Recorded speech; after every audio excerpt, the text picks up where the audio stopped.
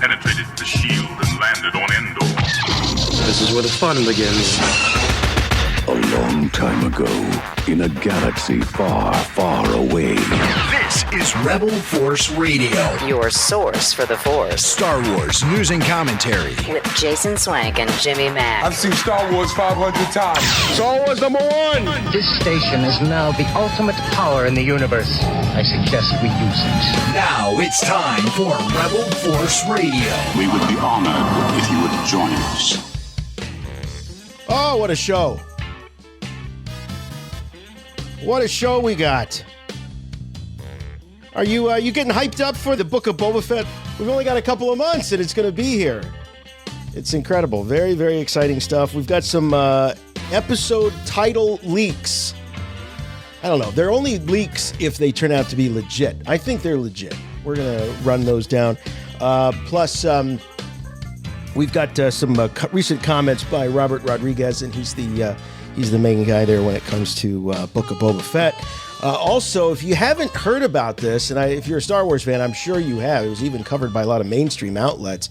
Marcia Lucas, the ex-wife of George Lucas and the editor of the original trilogy, opened up with some comments about the sequel trilogy. And we're going to compare those with comments that she made about the prequel trilogy back when Phantom Menace came out. So we've got that. Also, Star Wars and pop culture. There's some sort of connection between Star Wars Visions, which, by the way, we covered in detail last week. So if you haven't listened to the Visions after show, please go ahead and do that. There's a lot of content to get through, and I didn't even get through all of it. And then when you count the bonus features and the behind-the-scenes stuff and the little mini-docs, there's a ton. So if you want to go through all that and then head over back to rebelforceradio.com and give that a listen, that would be great. Also, we've got a little bit more from the late, great Norm Macdonald. He was actually talking Star Wars at one point. We've got those highlights and so much more. And we have those highlights because of one guy, and that is my good friend and yours from Chicago, Jimmy Mack. Hey, Jason. Hey, Star Wars fans. Yes, I do try to put myself in the role of Star Wars audio archaeologist and archivist. So that's a SWAA, Star Wars audio archivist and there's 3 A's. Wait, it's like did triple I say an activist? Yeah, an audio 4 A's. activist. Oh, yeah. SWA cubed, quadrupled. What's 4? I don't know. There's at least one big A here, and he's behind the microphone this week, and that's me, folks. And I'm ready to talk Star Wars. Yeah, I am too. This week, because we did focus exclusively on Star Wars Visions, we'll be getting caught up on some of the things we missed because Visions was so overwhelming last week that we just simply couldn't talk about some other Star Wars news stories that was breaking, news coming out of the Emmy Awards, news about Ewan McGregor got an Fett. award. Congratulations to Ewan McGregor for winning an award. I didn't know that. I didn't watch the Emmys a little. I watched very little of the Emmys, so I wasn't aware. I didn't even know he was in a series right now. There's so much content these days in terms of with all the streaming services. If you thought it was bad when cable first started, I mean, that's nothing compared to what we've got now. Yeah, he stars in Netflix Halston, which I believe is just a mini series. A limited series is what they call it, and that's what Ewan took home the Emmy for, was outstanding lead actor in a limited series. And so naturally, the subject of Star Wars came up, and Ewan really doesn't say much, but we'll hear what he has to say. He can't say much, and he's always one to sort of lament the fact that he can't take much. Oh, why do people ask me? They know I can't say anything, And he's the one that talked about how they made him lie for all those years. And he did make a great point. He said, in the process of all that, it made it look like he was the one that was begging for a job. Yeah, he didn't like that. Right. That was, his ego doesn't appreciate that. Nor does his talent and skill. Because Ewan McGregor is still, I would say, an A-lister. his career has been nothing but great since Star Wars, and not every actor who has participated in the saga can say that. I don't know many actors that can go from like independent films and, small movies into bigger mainstream, widestream releases and then keep going back and forth like Ewan McGregor. The guy, he seems to be the kind of actor that just does the projects that he really, really wants to and the stuff that turns him on. And, there's a wide range. Yeah, and also there's many platforms for a guy like him to choose from nowadays. Right. So he'll even do TV shows, reality shows about him on a motorcycle. But let's get it. Oh, I did get this. Of course, I'm not going to read it, but I did get a copy of the Ronin novel in the mail. Yeah, I don't think it's too. Yeah, it doesn't. Is it out yet? I think No, not for a while. No, it comes out October 12th. There are reviews that are just starting to hit now. But they just lifted the review embargo. But I wanted to wait till I actually saw Visions before I started reading the novel. Mm-hmm. And I thought to myself, I don't know if I'm going to read the novel.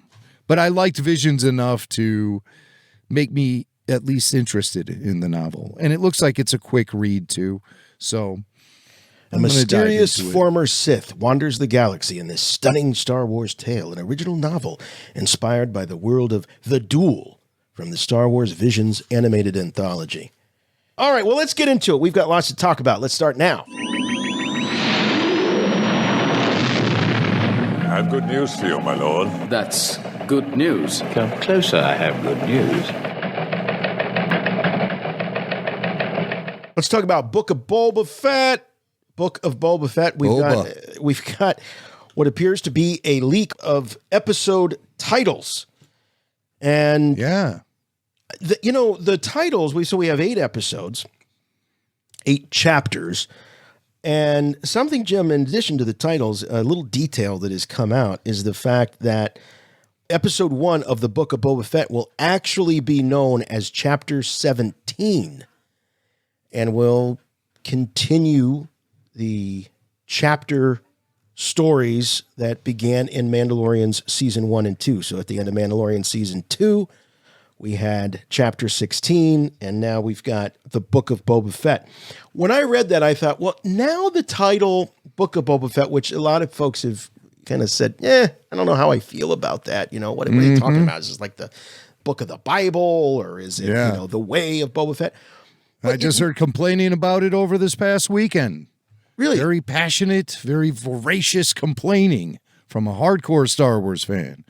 Well, I look at it like, now it kind of makes sense. It's they're telling a big, long story, and they're taking just a little break to change the point of view, the perspective of that story, and they're calling this sort of it's not even really a break from what I'm gathering, but we'll go through the episode titles and speculate. But I think it's just kind of a handle that they give to say, okay, we're moving away from this point of view, and we're going into this point of view from Boba Fett. So, right, I think it makes sense. So, is this all going to be gathered into like one big book, where a collection of books known as the Journal of the Wills? I don't know. maybe it is. It's easy to say Mandalorian, right? It's easy to say Mandalorian, like this is the Mandoverse or whatever. Mm-hmm. But you also have to include Ahsoka. How are they going to number those episodes when that series is released? Yep. Because the Ahsoka series ties into, obviously, the Mandalorian, the Mandoverse. Yep. Yeah. Andor, Kenobi, all that stuff is I think outside of this particular era. Yes. Yeah. But you're absolutely right about Ahsoka. That's going to be in there. And Rangers of the New Republic was going to also be. That's going to be replaced by a Dr. Aphra show. That's what's going to happen with that. Lucasfilm is not going to give up on pushing the Dr. Aphra character. Dr. Aphra will get her own series.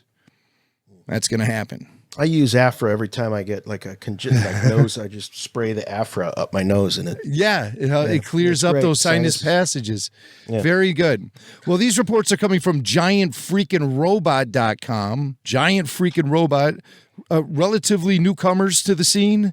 I haven't really heard much of them, but they're one of those websites that get these miraculous leaks, info given to them, fed to them on the down low, and then they share it. They're so convinced that their sources are 1,000% correct. You know, but you're right. These sites save them so much money and like traditional PR and stuff. Like, you don't need to do, even Filoni and Favreau were talking about that in the making of over on Disney Gallery about, we don't even need to, I think it was Favreau that said we didn't even announce these castings officially. We didn't need to.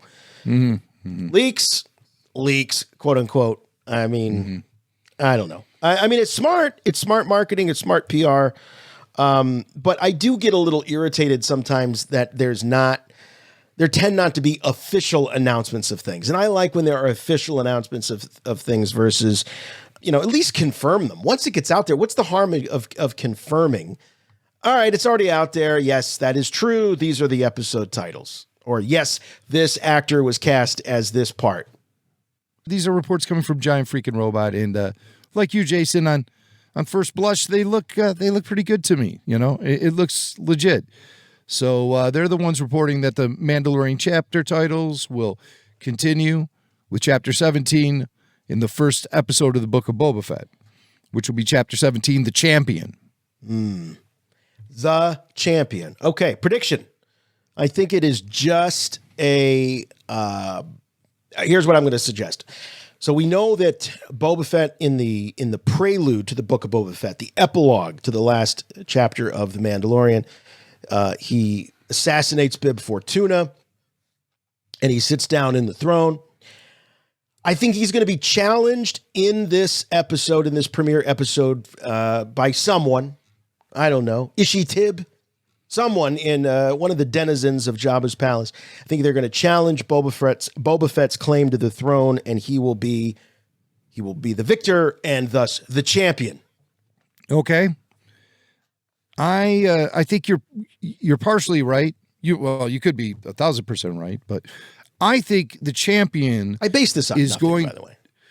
The champion was the victor at the end of the credit sequence in the season finale of The Mandalorian. The victor was Boba Fett.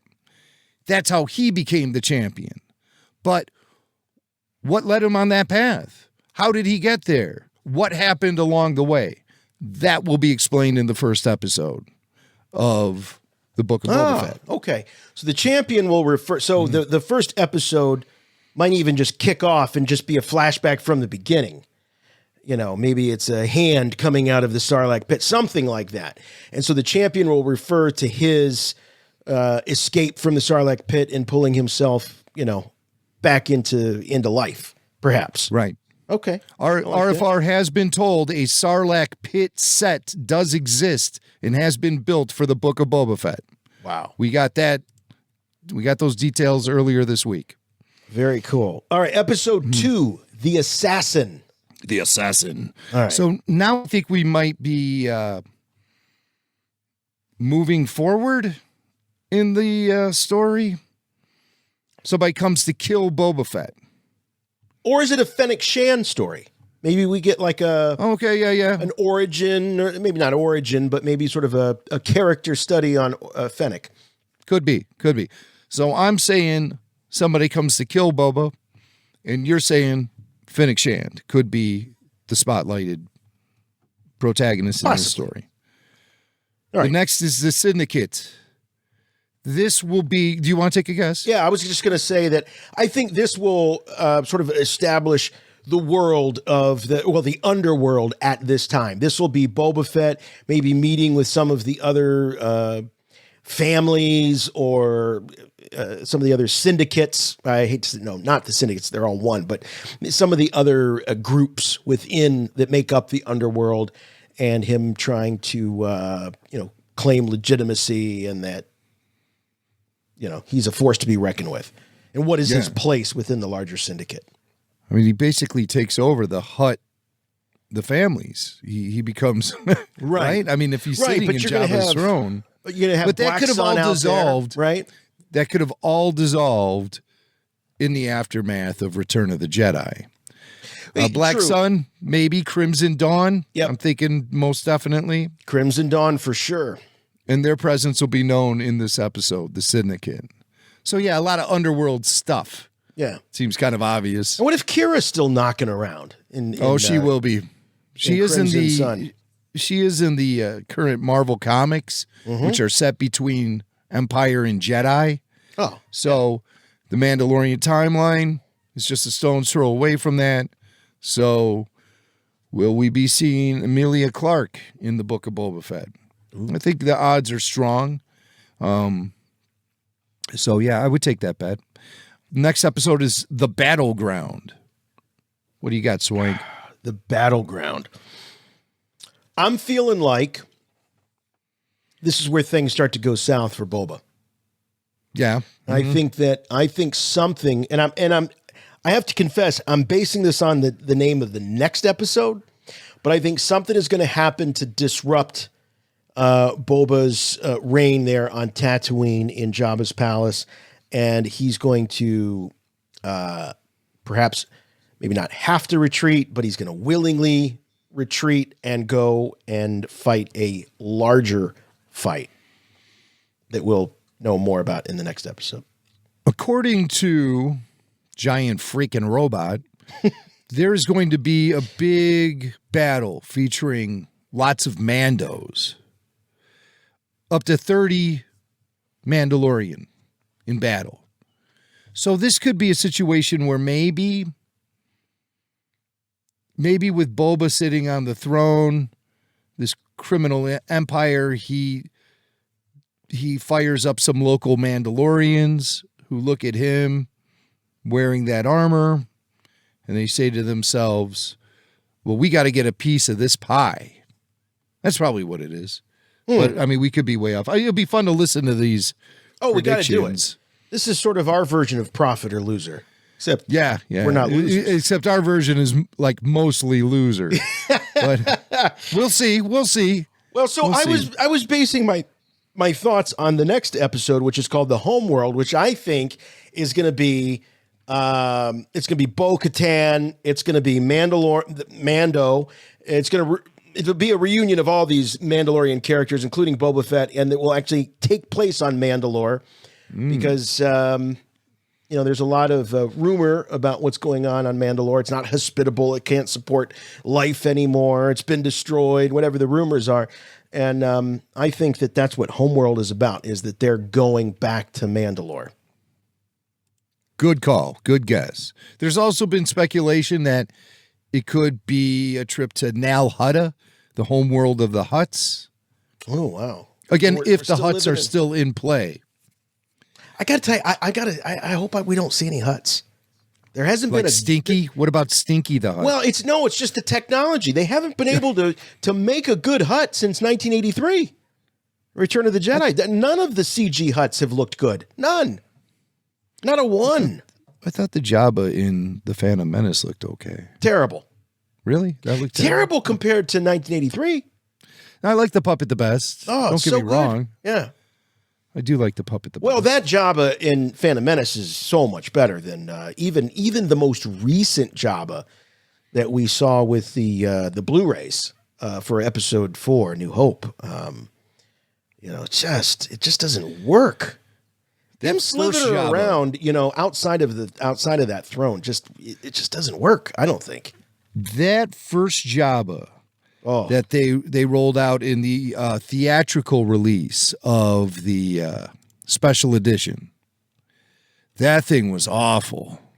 That thing was, and they Do you remember thinking that at the time too? Yes, yeah, yes. me too. I thought it looked really weird. I thought it looked more like a fish than a Hutt. It did. Yeah. It just looked horrible. And I remember watching a lot of behind the scenes features of these ILM guys high-fiving themselves for coming up with it. I was like, oh, guys. Yeah. There's something funny in on our YouTube channel. You know where you put those comments. Yeah, you got those comments. You know, people they're always very fair and even-minded. Yeah, of course, with their reviews. Mm-hmm. Where is the one? It was just so funny. It was like, which episode was it? It was so. The one where we were talking to Mark Anthony Austin about the special edition and stuff. Oh, yeah. And it said, let's see, newest first. Oh, here it is from Toy Ninja. Is he a friend of ours? I don't know. It says, never heard of him. Still bitching about the Star Wars special edition? Move the F on with your life. Let that soak in for a minute, ladies and gentlemen. See, I know that we do this for the public, right? We do a podcast, we put it on YouTube, but that's sort of like, it reminds me of somebody that has like no interest in your conversation. They just butt in, you know, like they overhear your conversation at a restaurant or at the airport. You're like, are you still talking about that? Like, yeah. Why not? Of course. And we're still talking about Star Wars, and it's been almost 50 years, for God's sake, you know? Right. No, I am still not over that crappy Jabba the Hutt from 1997 special edition. It was awful. Oh, well. And your point about them running around high-fiving each other at ILM. Guys, have you ever seen Return of the Jedi? You ever seen it? That Jabba looked like that singing fish you bolt up to the wall. Billy Freddy Bass. the Flounder. What's his name? Billy Bass. Billy the Bass. That's what that Jabba looked like, was Billy the Bass. That's pretty funny. Hey, Swank, get the F on with your life. Oh, yeah. How dare we? How dare we? Okay. So now Hutta, that's a good guess. So that assumes that maybe we're not going to go into the whole Mandalorian plot that was suggested throughout season 2 of Mandalorian. Now we get to episode 6, The Warlord.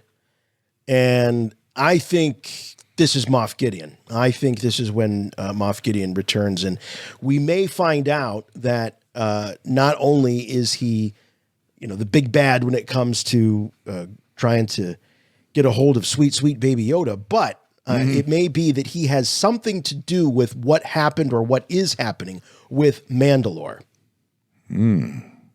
Well, he hinted to having great knowledge of the Night of 1,000 Tears. Yes, and that's right. Sooner or later, that blank has to be filled in. Maybe in the Book of Boba Fett. I like that. The Warlord. In the expanded universe, after the fall of the Empire itself was left scattered and fragmented, and various warlords took over star systems in the wake of any kind of, you know, real authority anymore. You know, it was just every man for himself. And the Rogue Squadron, the X-Wing Rogue Squadron, they would fly around and try to shake all of these warlords out of their safety spots and smoke them out and arrest them. But I think Moff Gideon definitely fits the description of one of those type of guys. If I'm not mistaken, Jim, when we were waiting for the release of Mandalorian Season 1, we were starting to get some character information. I'm almost positive that the word warlord was used in connection with the Moff Gideon character as sort of his standard bio. Interesting. Yeah. Well, I know that Lucasfilm has big plans for Giancarlo and for Moff Gideon. When Kathleen Kennedy said all of the stories are going to come together for a big special event story, I think that's what she called it, a special event story. Well, I know that the antagonists in that will be Grand Admiral Thrawn and Moff Gideon. And also Dr. Aphra will figure in there somewhere.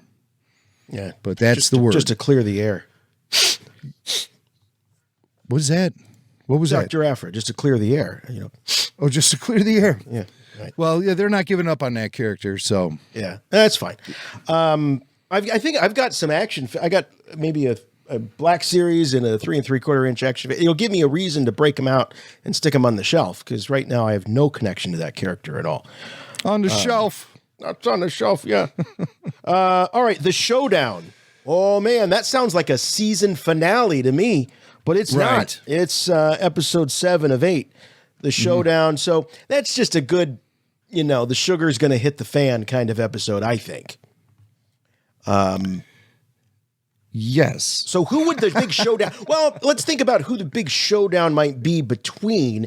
If it follows where you were suggesting, Jim, where it could go into the whole Hutt thing, and maybe I'm totally off about it starting to fold into the Mandalorian plot.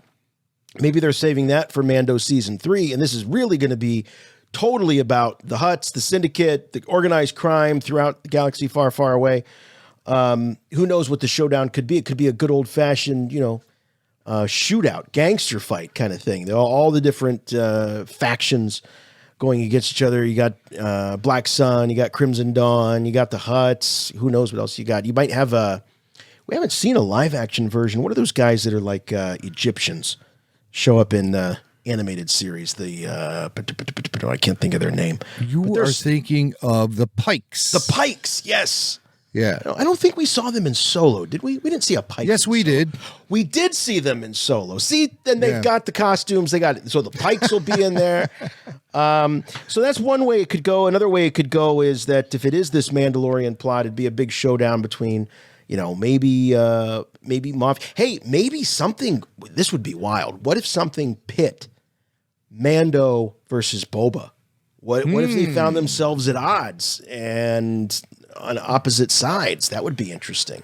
Or what if it's Cad Bane? Oh, now you're talking. I really want to see Cad. I know you're a little Cad Baned out. I think you'd mention. Did I say that? Did you say that? Did I say I was Cad Bane? No. I'm Hondo knocked out. Hondo, you're Hondo. I'm Hondo knocked out. But you're cool with Cad Bane showing up. Yeah, I'd love to see Cad. Only if it's voiced by Corey Burton. You got to have that. Of course, yeah. You have to have the voice. I don't care who's underneath all the silicone. I think he'd be all CG. And everything. I'm feeling like he'd be mostly CG. Yeah. But wow, Cad Bane would be cool. Any speculation you've got on the Showdown? Well, Showdown, I'm thinking like Wild West Showdown, take 10 paces and draw, that kind of thing. Mm-hmm. And so you see Cad Bane on one side, Mando on the other side. Similar in the scene that was supposed to, or Boba on the other side. I'm sorry. Boba on the other side. It wouldn't be Mando. It would be Boba. Right. So that would be a live action recreation of the scene that was presented as an animatic only at Star Wars Celebration. You can find that online now. Oh, that would be mind-blowing. Boba Showdown. They just shift when it happened. Yeah. In the timeline. Just shift when it happened. Mm-hmm. Yeah, final episode, cool. The Hunter. So what do we know? We know that this is the season finale of Book of Boba Fett. Are you guessing that there won't be a Book of Boba Fett Volume 2 or second edition or something? Like, possible? I have no idea. I would say definitely any sequel is possible. But this is going to have some I don't sort think of it's finality. likely right now. I'm not saying that. I'm looking at this as a series that I think has potential for longevity year after year. Yeah. No, I don't think so, but who's to say? I mean, we have no idea what it's about. So will Boba Fett even survive this series? Nobody dies in Star Wars. So it doesn't matter. Boba Fett already died, I think he's going to survive. I think he's going to be, he's going to continue to be a part of Mando's crew going into season 3. Yeah, to lead us to that big special event. Yeah. Why would you you're not going to get rid of, one of the Avengers before they finally team up, right? Yeah. But the Hunter, that's interesting. I mean, we've got bounty hunters, we've got gangsters, but hunters, this one's throwing me. I don't really know what to make of this one. Who's the hunter? Who are they hunting? Is this perhaps the beginning of the search for Baby Yoda again? I don't know. I mean, Luke didn't exactly leave his business card there with those guys. If you ever want to see him, here you just force time me. Yeah, right. Yeah, find me on Facebook. So this one's throwing me a little bit. We've got titles like Assassin, the Assassin, the Warlord, the Hunter. We think the Assassin could be Fennec Shand. It could also be, as you hinted, maybe a someone to come in and take down Boba Fett. The Warlord we think is Moff Gideon. The Hunter, who could the Hunter be? I think it's Boba. I think Boba goes back to his old job of bounty hunting at the end of all of this adventure, He just, the underground will have wiped itself out, and the last man standing will be Boba Fett. There's no more mobsters. There's no more gangsters. There's no more nothing. It's not even a size noodles. But Boba's there, and so he goes back to doing what he knows how to do best, and that's bounty hunting. As a matter of fact, I think it's interesting if you look at each of these titles and consider the title of the series is The Book of Boba Fett. So these could be chapters in a title or chapters in a story. The Champion is Boba Fett. The Assassin is Boba Fett. The Syndicate, Boba Fett runs his side of things. The Homeworld, where Boba's from. The Warlord is Boba. The Showdown involves Boba, and the Hunter is Boba. This is evolution of a character throughout. Okay. And it's being represented in the titles. Ooh, that's a cool take. I like that. That's a very cool take. So this is, right. It refers back to the title of the series, The Book of Boba Fett, and this is this chronicles the evolution of the character. That's a cool idea. I like that. Maybe. Who knows? Everything is just a maybe at this point. Well, let us know what you think. Send us an email, show@rebelforceradio.com. You know the titles. We just laid them out for you. You can find them over at Giant Freaking Robot. And let us know if you agree, disagree, got a different take. The only take I really have is that I can't wait. I really can't wait. It's going to be really cool. Really cool. Yeah. Everything's anyone's guess at this point, but we did hear from a really good source about that Sarlacc pit. So yeah, and it seems like a no-brainer anyway. I mean, they have to reveal, because the last time we saw Boba Fett in the chronology, right, he fell into the Sarlacc pit. So we have to see how he gets out. We have to. Yeah. We have to. And Favreau and Filoni are not going to leave that stone unturned. Trust me. No. Who hasn't wanted to see it? Because we know, Jim, we know he survives. We know the armor survives. Yes. The armor ends up on the Sandcrawler. And so that's enough for us to, I think, reasonably assume that they're going to really put the final word on that whole episode and show us what happened in that Sarlacc pit. Yeah. And it's been revealed a few times in the expanded universe, notably in the Marvel Comics, or the original Marvel Comics vintage run. The issue was Jawas of Doom. And then you had the book Tales of the Bounty Hunters, which featured Dengar nursing Boba Fett back to health after he crawls out of the Sarlacc pit. Oh, strange bedfellows.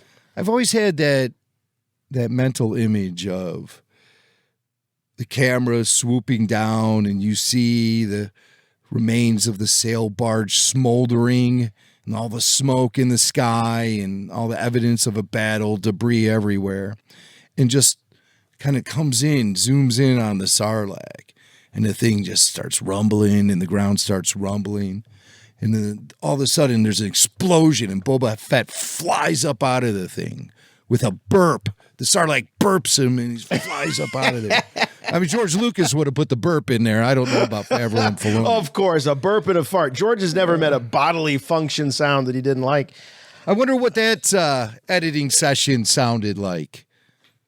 Yeah, how does he coach Ben Burt on the right fart sound? No, more wet. More wet, like when you've had a lot of Mexican food. How about a rumble? A little rumble. They actually mic George's stomach to get the rumble.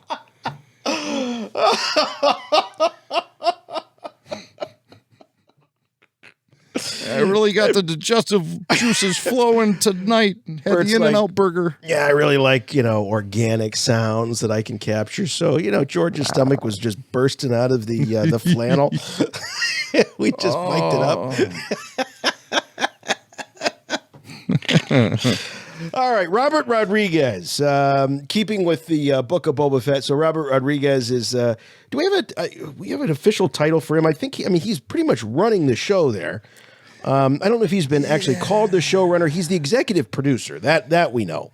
Yes, he with Favreau and Filoni. And then I think he's directed at least 2 episodes. Okay. Judging on what people have said in interviews in the past. And we don't have an official, we don't have an official. We don't have a leaked list of directors that coincide with those episode titles. I don't believe. No, but it's some of the usual suspects. Yeah, I think Favreau directs one, maybe Filoni directs one. Dallas Bryce Howard, right? I've heard her. Yeah, she shows up. She's a fave. Bryce Dallas Howard. That's Bryce Dallas. Yeah. Dallas Bryce. That's what happens when you have 3 first names. Yeah, I don't know which order they go in. Ron Howard's daughter. Right. Daughter of Opie. Hey, one thing we didn't bring up before we dive into this Robert Rodriguez is that the one thing also we have to see is how did Bib Fortuna escape the exploding sail barge? How did he get up? Because he is clearly visible on the sail barge close to the time it exploded. So maybe he just jumped, landed in a sand dune. That is a great question. I haven't thought about that. How the hell did he survive? Because we see him right next to Jabba on the barge. I threw out this wacky idea that somehow Boba at some point started aiding the rebels because he saw that the writing was on the wall, and he thought, wow, there'd be something in it for me if Jabba doesn't make it back from this little escapade and I can take over. So you would, he could have jumped out. I mean, you would assume that there are, other lieutenants. I think that's what they call them, mob lieutenants that would have been hanging out at Jabba's palace that would have been watching via HoloNet or some sort of closed circuit what was going on there. Or they had some sort of communications. They knew things went south, and they probably sent some scouts out there to see if there were any survivors. I don't think he got blown out of the thing. I mean, I think you're right. I think he probably jumped. Will we see that? Wouldn't that be cool? If we saw, can you imagine if we saw the other side of the camera of the battle over the pit of Carkoon? Would that be something? That would be amazing. Yeah. Holy and cow. Then you would see Luke. You'd see Luke with the green lightsaber, but from a distance. You know, they're up on the deck of the barge, and he's just in the background, jumping around. Pointed at the deck. Pointed at the deck. I'm trying to discover as we speak when the last time is that we actually do see Bib. He's not in the throne room. He doesn't appear to be in the throne room when Leia attacks Jabba and chokes him to death. You got a yak face hanging out there. And some others, but it's all the lights go dark too, so it's sort of hard to make out who's there. And then she jumps down. I'm actually watching Return of the Jedi while we're doing this. Thanks podcast. to Disney Plus, probably. So if Jimmy's image goes fuzzy for you Patreon supporters, you don't know why. He's streaming. He's streaming there's Jedi. Really no sign of Bib anywhere here on the sail barge, but. As we keep talking about it, I'll keep watching. Well, wait a minute. He is on the sail barge when Luke is facing off. He's like, Jabba, this is your last chance. And he's like, TD Jedi. And they show Bib and he's smiling. Bib's smiling. That I know, but I'm trying to see if he's in any. Once the battle erupts, where does Bib go? So, I mean, they could have a nice loophole here. For Bib to have easily survived, just he bailed when the battle started. What is wrong with me? We see Bib Fortuna in this epilogue. Why haven't I not figured out up to this point until you pointed out, like, why the hell is he still around? How did he survive it? I mean, I see this epilogue and I'm like, oh, yeah, that makes sense. There's Bib Fortuna. He took over for Jabba. He was just Major Domo. Yeah, he seemed to be the But why the hell guy. is he? How did he survive it? Yeah, he obviously bailed early. He saw the writing was on the wall. Yeah. And he got out of there. Yeah. Just like my cousin at the concert, the second one drop of rain comes down, he's running for cover. Misses half the... I still wonder, we were talking about in a previous show, what's his beef or what's Boba's beef with Bib? And, or is it just a power grab? And what made, because he doesn't walk in there like, he walks in there with total purpose. Like, I am claiming my spot. This is, I'm finally doing what I should have done X number of whatevers ago, and I'm making this happen. It's not like, it just doesn't seem like it's a spontaneous thing. Like, he had purpose, he had direction, like he was settling a score. And what is that score? Maybe he found out that Bib survived. Why didn't you come for me, Bib? That could be. Or maybe Bib actually sent out for someone to wipe out Boba because he knew Boba would be a threat to his claim of the throne. We don't know how this hierarchy works. Right. It's easy to assume that Bib is the next in line, but it could have been Boba. Right. You don't know what kind of deal he had worked out with Jabba. Well, imagine what a feather in the cap. I mean, when you think about the bounty on Han Solo, okay, so he goes from being just a regular smuggler that dropped his cargo at the slightest sign of Imperial involvement or whatever. He goes from just being that to being on the wanted list of the Empire. So, I mean, Han Solo is a really prized commodity for Jabba. Not only did Han screw him, but he screwed Darth Vader, he screwed the Empire. So, in addition to the bounty, Boba might have asked for more. He might have said, well, you got to sweeten the pot a little bit more. I got him frozen in carbonite here. You can have him. I want the bounty plus...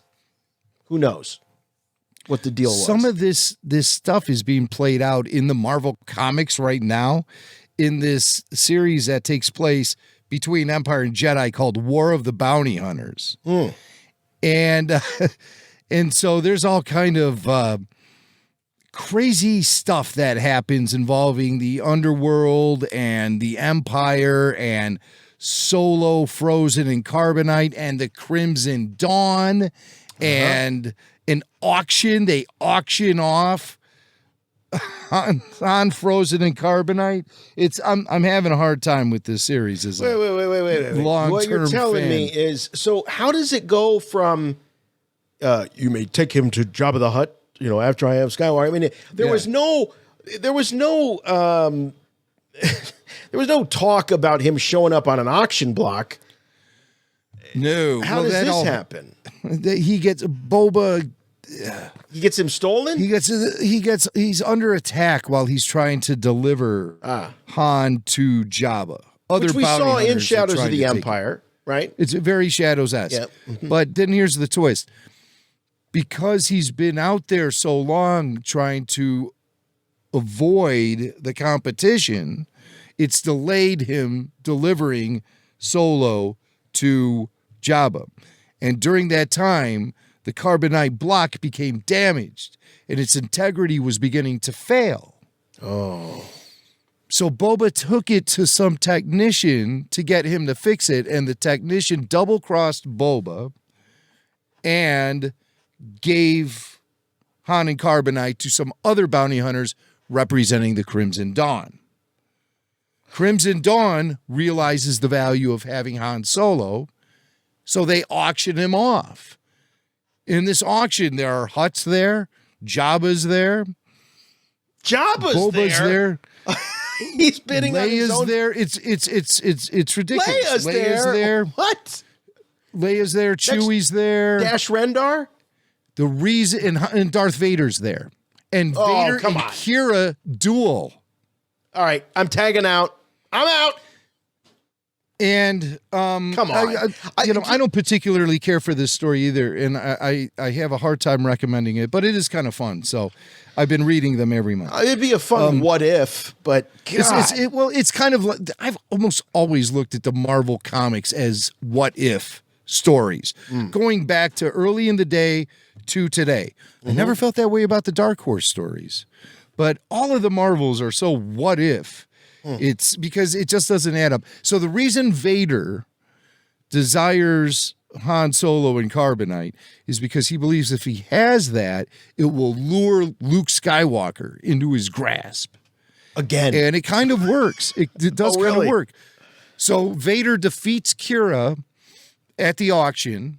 She's got a lightsaber? No, she has like these fancy little Roman knuckles with blades on the laser blades on them, similar to what the other Crimson Dawn, Dryden Voss, similar to what he was using in the Solo film. Oh, these little laser blades on these. I say brass knuckles, whatever. So she duels, and everyone marvels at how tough she is because she survived a showdown with Darth Vader. All right, she's got brass she knuckles didn't defeat with him. blades on them. She didn't defeat him. He got distracted because Luke was in orbit in his X-Wing, and he called out Vader to save Han. What happened was Vader had his lightsaber to the carbonite block, and he said to Luke, come down here and face me, or I'm going to kill Han Solo. And then a series of distractions happened. Vader found his way to his TIE fighter and took off into orbit to chase down Luke. Meanwhile, Han is still frozen in carbonite and at the auction, but I think Boba Fett has reclaimed him. I don't know. I'm going to have to reread the latest. Vader's like, I'm going to kill Han Solo or my grandson's going to do it in 30 years. You pick. Something like that. Yeah. So proud of the boy. But yeah. So that's what's going on in the Marvel comics right now. And I apologize if any of my summary is incorrect. Well, I mean, I'm putting you on the spot here. You're I just like to be accurate. That's all. Yeah. I like to be accurate. That's all. But sometimes this kind of stuff is just like Star Wars comfort food. I look at a comic, I breeze through it, and then I go on with my day. I don't dwell on it as I would. You're just sitting there analyzing. Well, how did that happen? Why would that be? It's just like, it was a comic book. It was fun. It was fun. Yeah, right. Yeah. It was fun. Yeah. All right. Well, let's get to the Robert Rodriguez. He showed up on the Nerdy Basement.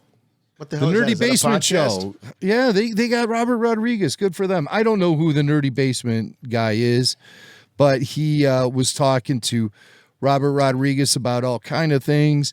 Questioning eventually led into the Book of Boba Fett. So you'll hear what Robert Rodriguez could say and mostly what he couldn't. All right.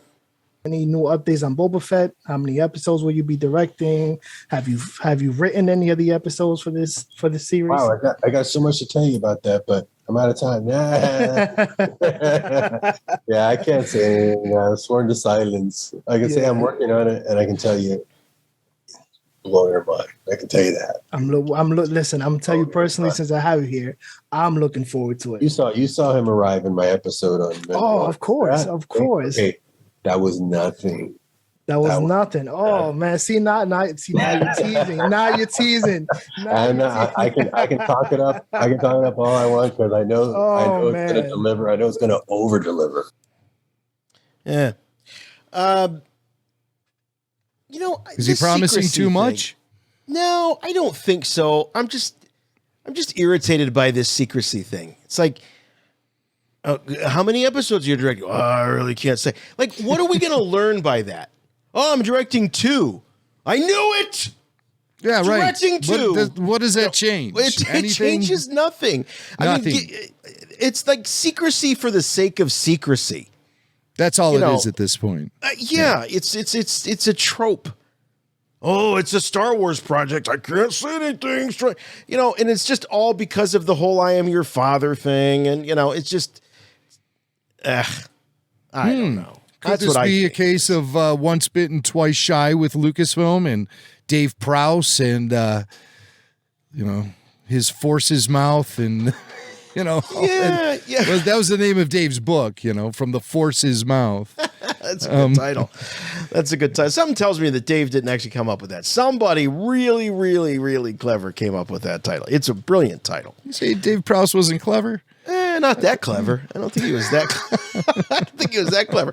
But yeah, it's just some of these things. It's like Book of Boba Fett. When do you think we might see that? I don't know. Sometime maybe in December. Oh yeah, I knew it. December. You know what that means? It's coming out after November. It's coming out after November in that month. Yeah. It just, you know, it's silly. It's silly. I mean, they're not asking anything substantive. They're just saying, well, how many episodes did you direct? How many episodes is it going to be? Now it's going to be 8 episodes. I directed 3. We got a bunch of talented directors that directed the others. Really excited for you to see it. Or maybe this could be a case of not Lucasfilm being once bitten, twice shy, but of independent filmmakers being once bitten, twice shy, watching the way Lucasfilm has chewed up their fellow filmmakers and spit them out. Lord and Miller, the Game of Thrones guys, Colin Trevorrow, to a degree, Gareth Edwards, you know, chewed them up and spit them out. I see. So maybe they're afraid to even reveal any information for fear that they might be wiped off of the whiteboard at Lucasfilm's ivory towers. You know? That's an interesting idea that they're just so paranoid. It's a stretch. It's kind of a stretch. Be paranoid. Everything has to be around these big, as George Lucas called them, big whoop-de-doos. You know, he didn't care for any of that crap, and it was his company, and it's still his name on the company. You know, but they have a thing happening November 12th on Disney Plus. It's going to be a big Investors Day-like event. And it's going to be on Disney Plus? Yes. Really? Friday, November 12th, to celebrate the first anniversary, or the second anniversary, I'm sorry, of the streaming service. So with programming, revealing new information about series, potentially a trailer for the Book of Boba Fett. Yep. And other information like the actual debut date of the series, etc. Maybe even some cast members. Do we even I think have we'll any get the cast you know members? what? I think we will get. Do we have cast members? Well, I mean, Tim Morrison and Ming-Na Wen. Right. And that's it. That's right. Isn't that it? That's all we've actually heard. The only 2 actors that we've heard that are attached to the Book of Boba Fett. Yeah. Yeah, the only cast members that I see on IMDb for Book of Boba Fett are Tim Morrison and Ming-Na Wen. That's it. That's it on IMDb. Mm-hmm. Wow. And we're less than 3 months away from this premiering. Yeah. There's obviously other people who are going to be What if it's just them the whole time? The whole time. Yeah. Everyone else is just slightly off camera. They're playing all the characters. That's right. Tim Morrison with the Twi'lek head tails. Lucha. New Zealand. Yes. But yeah, that's all we do have music by Ludwig Göransson to look forward to. So I'm very excited about that. He's great. He is great, man. Yeah. Wow. What great soundtrack work he does. And somebody had told me the Childish Gambino clip we played a couple weeks ago on Star Wars and Pop Culture, that clip was from an album produced by Ludwig Göransson for Childish Gambino. So, is that right? Yeah. Yeah, he does it all. Ludwig, I should say. Ludwig. Yeah. All right. I guess he came across Childish's radars because Ludwig did work on Community, the TV series. He did music for that. And that, of course, starred Daniel Glover.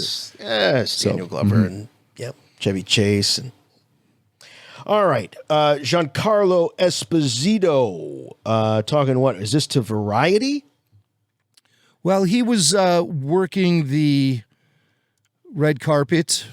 I guess I should say he was working it. He was there because he was nominated for an Emmy for his work on The Mandalorian as Moff Gideon. Giancarlo did not win the Emmy. The Mandalorian got shut out on all the majors when it comes to the Emmy Awards. They get any of those technical awards? Star Wars. I think it might have got. Yeah, it may have landed a few tech awards, but it didn't get any of the big ones. Like Best scenic design like for a limited series. No surprise. Yeah. No surprise. No surprise. Yeah, right. This snubbing goes all the way back to 1977, ladies and gentlemen, when we think about Annie Hall taking home the best film Oscar. And I don't care to hear from any of you Woody Allen sycophants. Okay, I don't care for the guy or his lesser talented cousin Willie Allen. Neither one of you. Yeah, more perverted too. Yeah, do your homework. Google that guy. Last I checked, they weren't making Annie Hall action figures 40-some years after the release. Yeah, so there. But I mean, the cultural impact cannot be denied. Yeah. Star Wars obviously was the bigger film that year, both in the box office and then with its legacy here all these years later. Yeah, I don't have plans to go to Anaheim for Annie Hall celebration anytime soon. Okay. But no, whatever. It's They should have do-overs. I think the Academy should be like, hey, we got it wrong. We're taking it back. We're taking Where's That'd Woody? Be every award almost ever given out. But so yeah, we're used to Star Wars being snubbed by the various academies. So right. No biggie there. But Giancarlo was fabulous and definitely worthy of his nomination. And it would have been fantastic to see him win, but he didn't. He was on the red carpet. And yes, Variety cornered him on the red carpet and asked him if he was coming back to The Mandalorian. And here's what Giancarlo had to say. Let's talk Mandalorian. Are we going to see you back next season? I have to imagine you would. I can't speak for them, but I know I have desire. And I think we need to see Moff to continue the story and to continue the pressure and the edge that someone with the big brain that Moff has thinks about. So I could almost guarantee it, but there's never a guarantee. But you'll see me, baby. Come on. Yeah. I mean, the fact that I'm here tonight, and in the position I am to be nominated for Moff Gideon, I thank Jon Favreau and I thank Dave Filoni and I thank Disney and Kathleen Kennedy for producing. It's just like this show, though. It's taking people by storm because there's so much to love. Oh, I love this guy. I love how he keeps it real. He's like, come on, man. Look at me. I'm nominated for an Emmy. You don't think I'm going to show up next season? How long have you been covering entertainment? 10 minutes? I've been in this business for 40 years. I'm going to be there. I can almost guarantee it. Unless they have to refilm the whole season. Well, he was being coy out of the gate. A little bit, yeah. Then he was like, who am I kidding? Who am I kidding? He was listening to himself talk. Right. And he just couldn't go along with it any further. That's right. I can't do this with a straight face. Of course I'm going to be there. Come on. What do you think? But yeah, Moff Gideon, there's going to be more than just The Mandalorian for Moff Gideon. I think so, too. I think he's going to cross over into at least one other series, possibly be connected to Grand Admiral Thrawn when it's all said and done with. So pretty exciting stuff coming for him and that character. And he's just a downright awesome dude, Giancarlo Esposito. Every time we have a clip of his, I just come away just wanting to go hang out with him even more. You want to hang with him? I want to hang with Giancarlo, absolutely. Yeah, and I didn't even watch Breaking Bad, so I know that a lot of listeners, including you, Jim, I think got exposed to him initially on Breaking Bad. But Gus Fring, yeah, he was fantastic in that thing. So he's great in everything he does. Yeah, he's he seems like such a contrast to the characters that he plays. He's just this effervescent, super positive, happy-go-lucky guy, and he plays these really dark characters.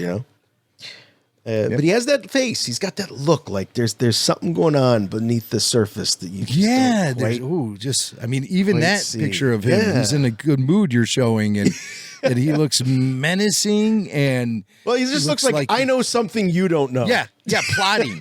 He has he's always plotting something. He's always strategizing, very Machiavellian.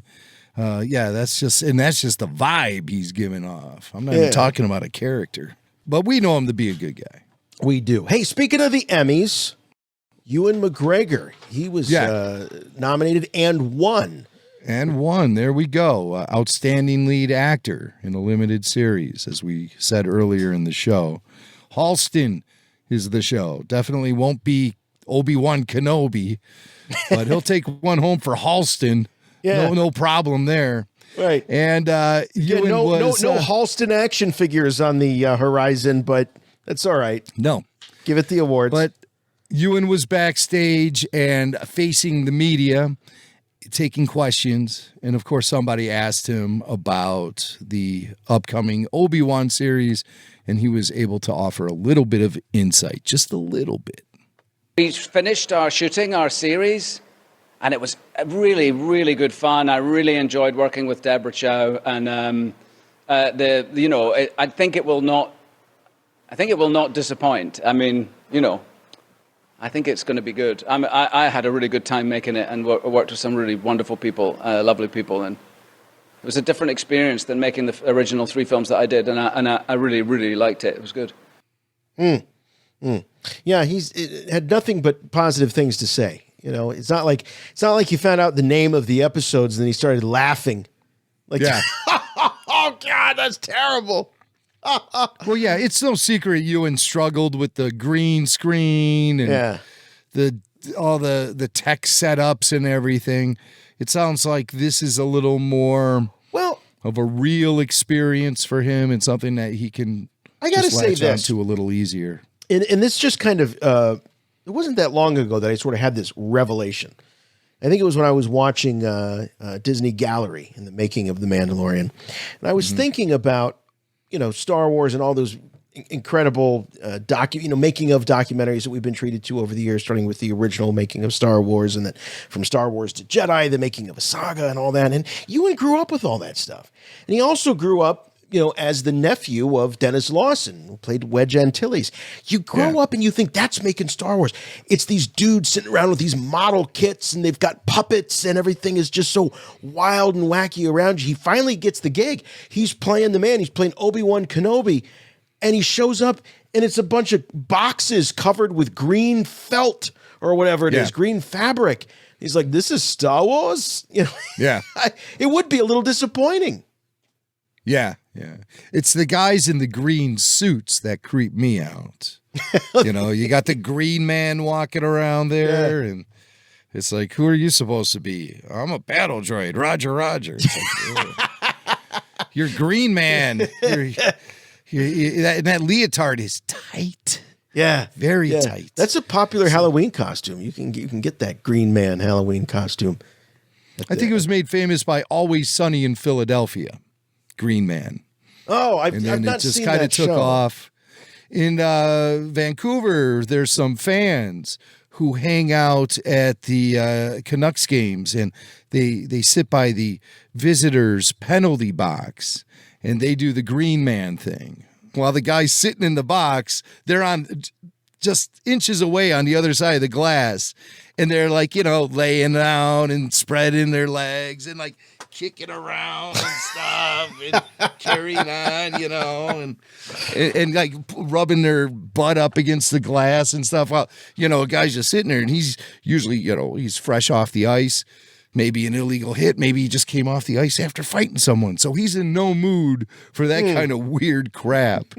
And they hold up signs and stuff, and it's so funny. I don't know if they still do it. They did it. That was a while ago. All right. As I said earlier in the show, Marcia Lucas, the ex-wife of George Lucas, obviously she was the film editor on Episode 4, New Hope, and then was uncredited in Empire and then edited by. I wonder what the difference is between film editor and edited by. Who knows? She was just one of many editors. It's just the way you get credited, I guess. Yeah. I don't know what kind of politics come into play as far as that's concerned, but I imagine they're thick. So she worked on all Marcia, three. She worked on all three, and she obviously did work with Francis Ford Coppola, Michael Ritchie, Martin Scorsese a few times, most notably on Taxi Driver.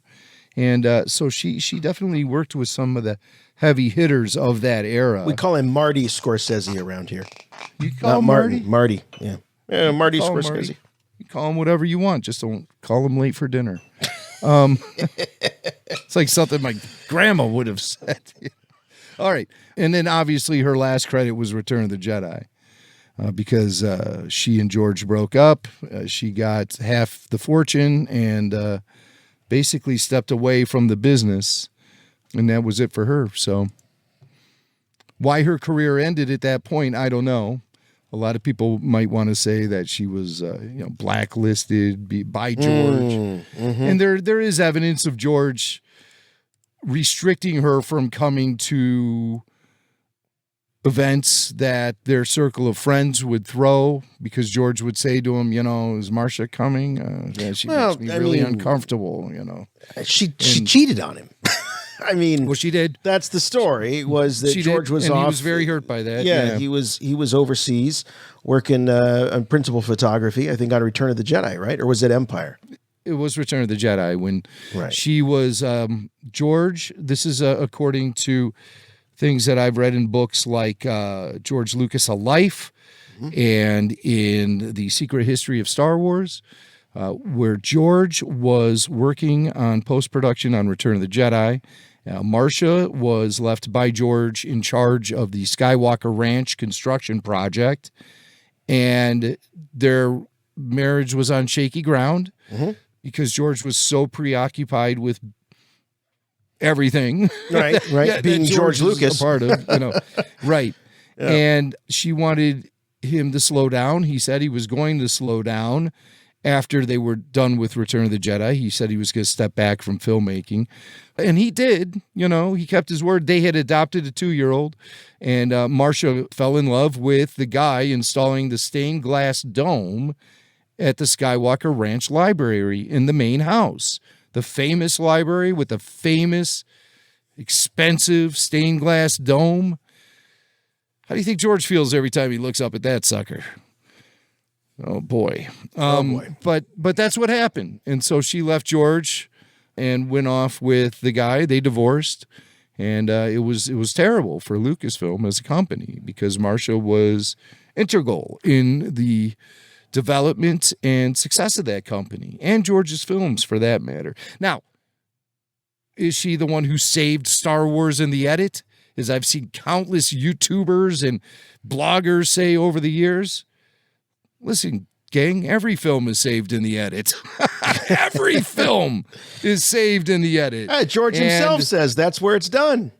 And Marcia was among a team of editors on the original Star Wars. A team of editors including Richard Chew, Paul Hirsch, and George Lucas himself, who was uncredited but very heavily involved in the editing of his own film. I think her contributions get a little overblown because of the fact that she has sort of been erased from Star Wars history, and people want to correct that, and that's all fine and good. But to say that Star Wars owes all of its success to her and her influence and her, she saved it in the editing and everything. I mean, a lot of things were done in the editing. A lot of things that she brought to the table were extremely important in the final product. Don't get me wrong, but I just see a lot of articles saying saved in the edit, and I just think that's kind of hyperbole. I agree. I mean, there's, John F. Kennedy once famously said that success has 1,000 fathers and failure is an orphan. And when you have something as successful as Star Wars, there's a lot of people that want, that put their hands out and want the credit. And in many, many cases, it's certainly due. But at the end of the day, there would be no Star Wars without George Lucas. And there would be no creative team surrounding him to make Star Wars if it wasn't for George Lucas. So I don't think that he was, saved from himself necessarily by all of these people that he surrounded himself with. Yeah, it's a big ball of wax. It Yeah. really is. He took in a lot of consultation from guys like Spielberg, Coppola, the Hayeks,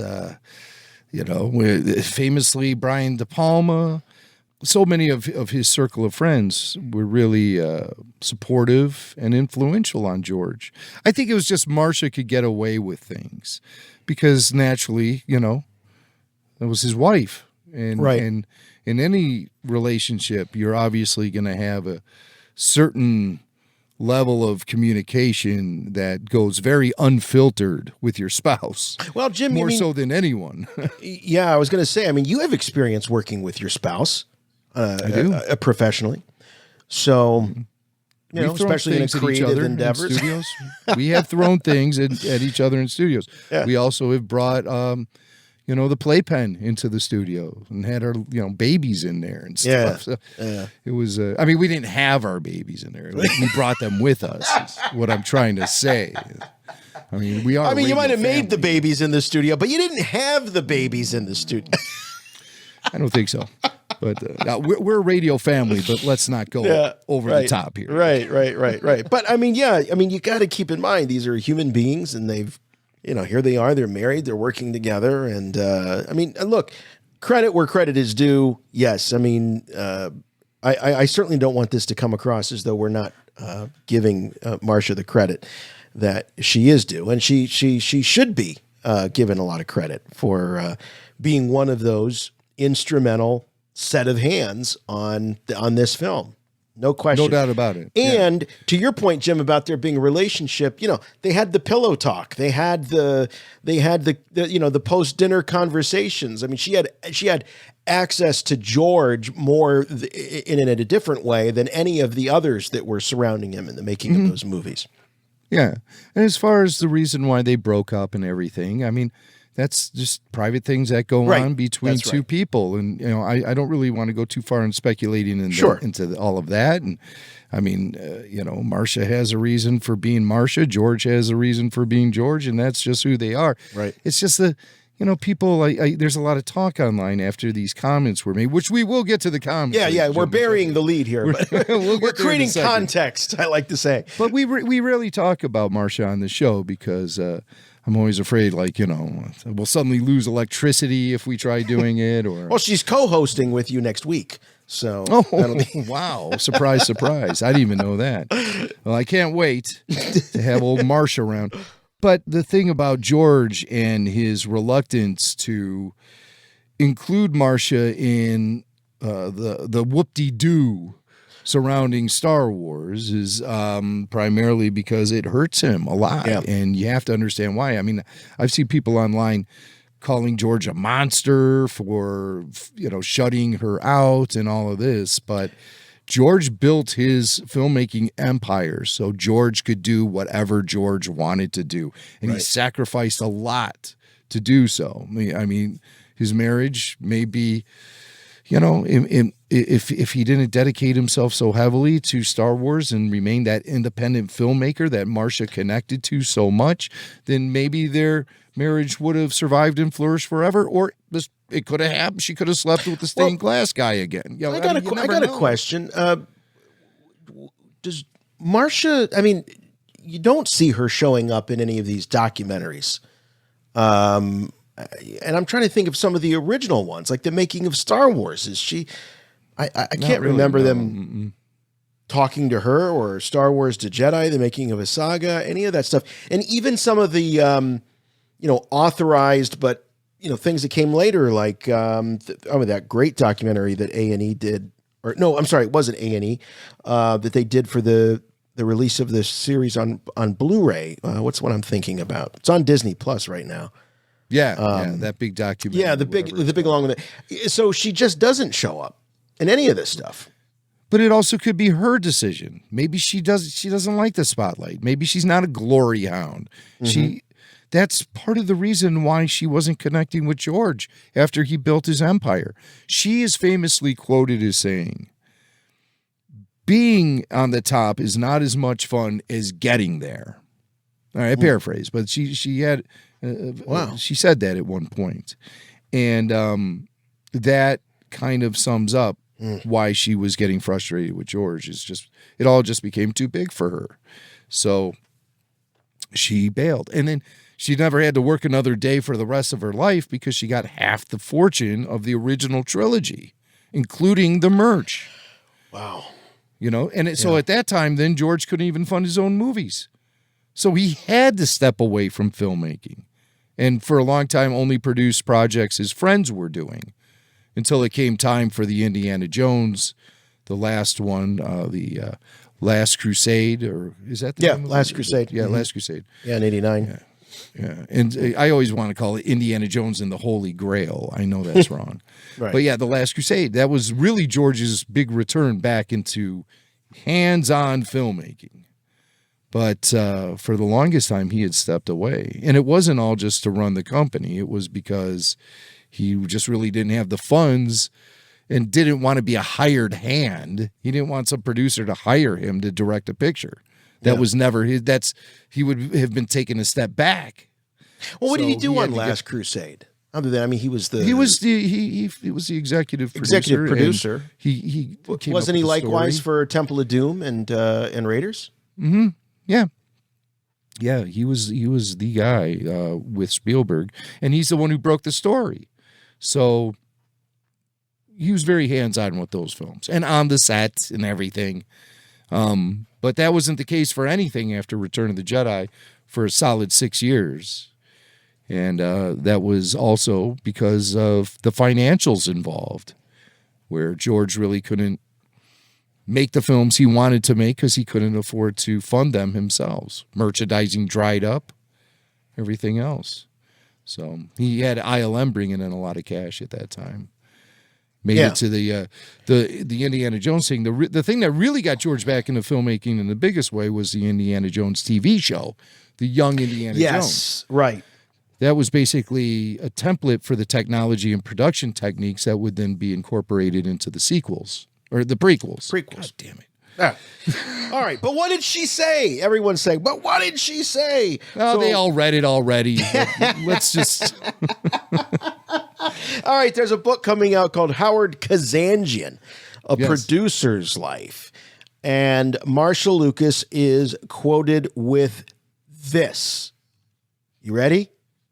J.W. Rinsler wrote this book, by the way. This is his last book. And, the last one that we know of. He might have others that have yet to be published. So this is being released posthumously. Yes.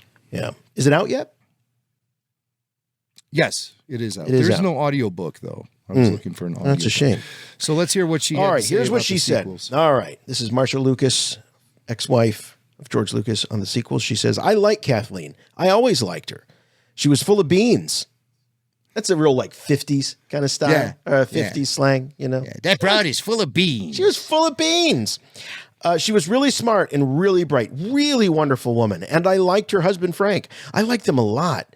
Now that she's running Lucasfilm and making movies, it seems to me that Kathy Kennedy and J.J. Abrams don't have a clue about Star Wars. They don't get it. And J.J. Abrams is writing these stories. When I saw that movie where they kill Han Solo, I was furious. I was furious when they killed Han Solo. Absolutely, positively, there was no rhyme or reason to it. I thought, you don't get the Jedi story. You don't get the magic of Star Wars. You're getting rid of Han Solo? And then at the end of this last one, The Last Jedi, and they have Luke disintegrate. They killed Han Solo, they killed Luke Skywalker, and they don't have Princess Leia anymore, and they're spitting out movies every year. And they think it's important to appeal to a woman's audience, so now their main character is this female who's supposed to have Jedi powers? But we don't know how she got those powers or who she is. It sucks. The storylines are terrible, just terrible, awful. You can quote me. J.J. Abrams, Kathy Kennedy, talk to me. That is Marcia Lucas today, right there. Kathleen Kennedy won't put out the Star Wars original Star Wars films before the special edition cuts, right? Yes. She's not going to do that. Why isn't she going to do that? Because she doesn't want to piss off George Lucas.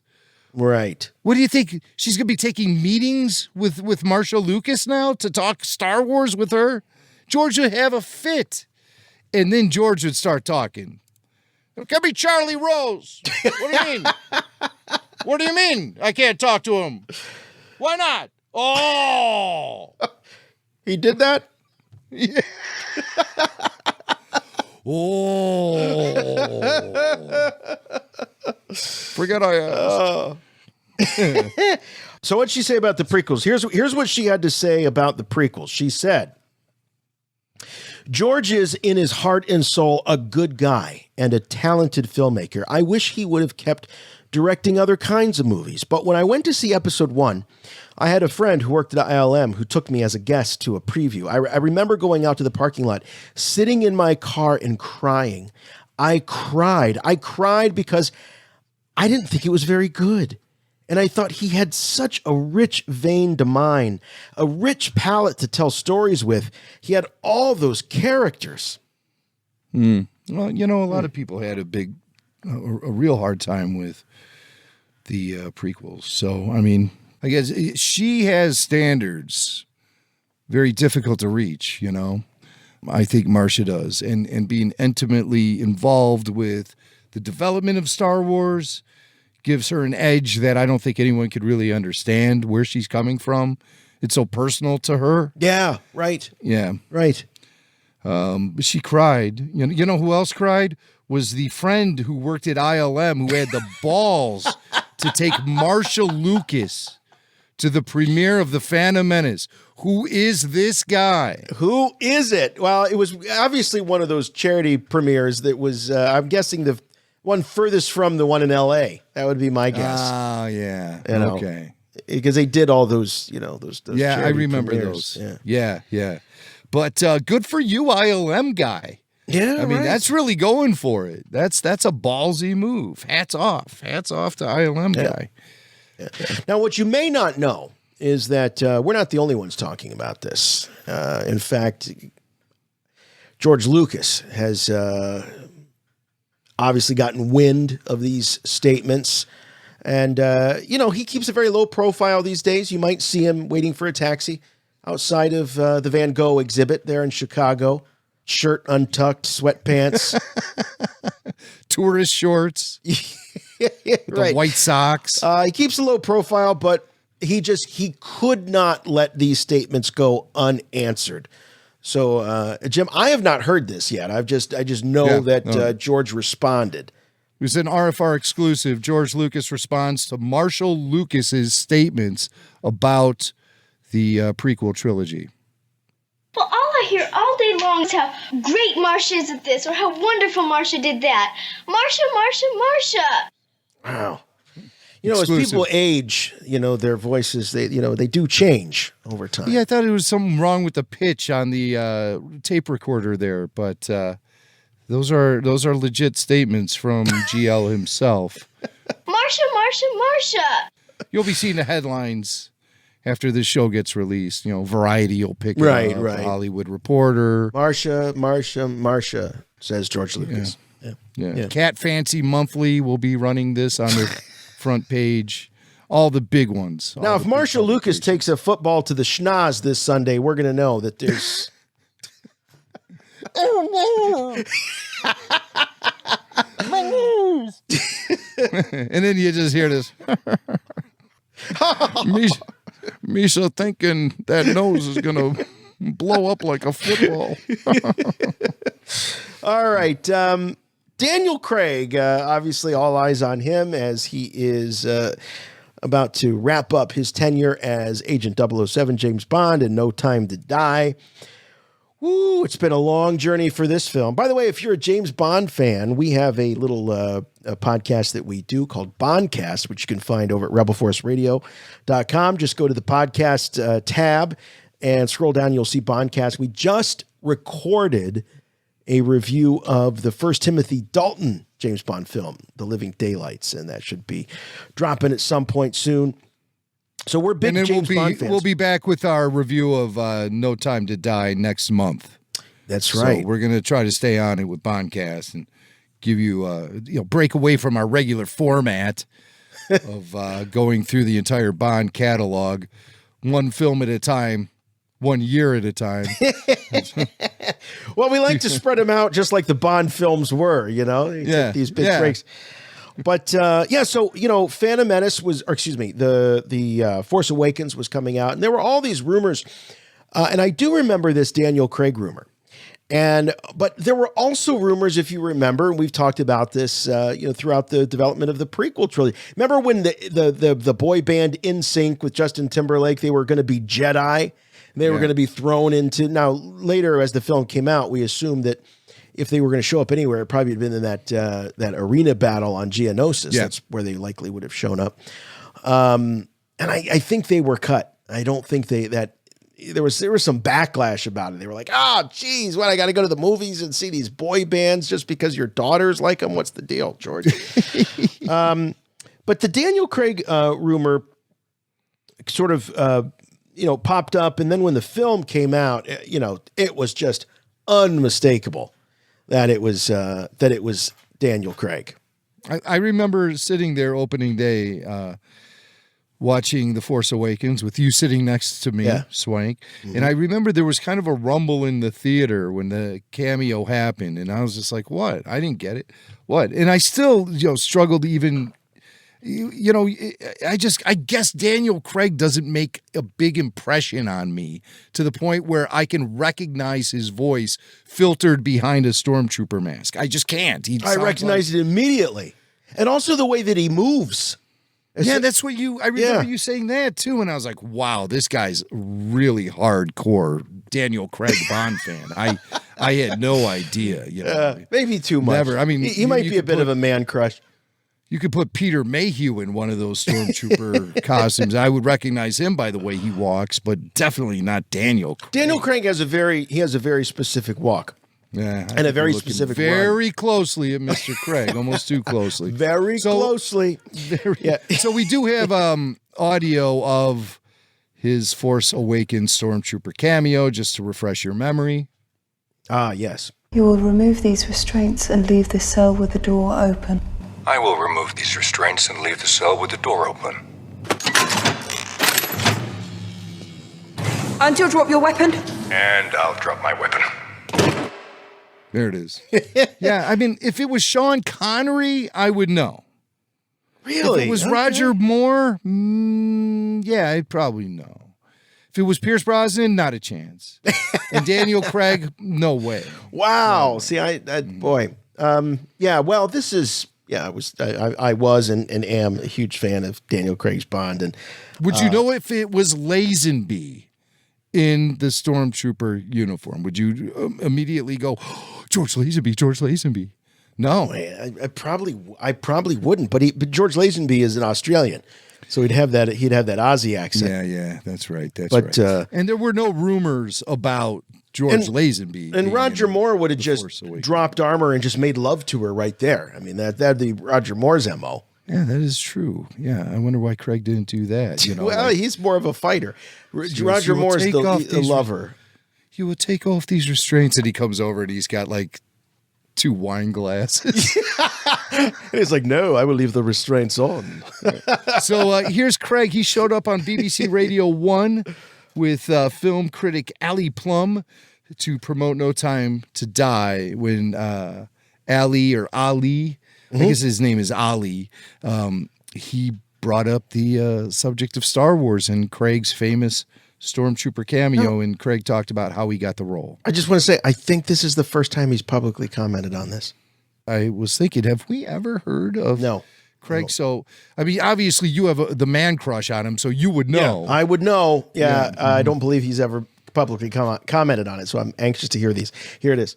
Well, I suppose that's the perk. It opens a few doors, because I don't think I could have done that if I hadn't have been James Bond. There are lovely, lovely things like that, and having the chutzpah to do that is because I'm James Bond. I wouldn't have done that any other way. But I asked the second AD on Star Wars, who was our second AD, a lovely guy called Ben Dixon, and I said, Ben, come on, get me, I can be a stormtrooper. He went and asked JJ was like, get him in. He gave me a scene. I just thought I was just going to stand at the back holding a gun. I would have been happy with that, but he actually gave me a scene.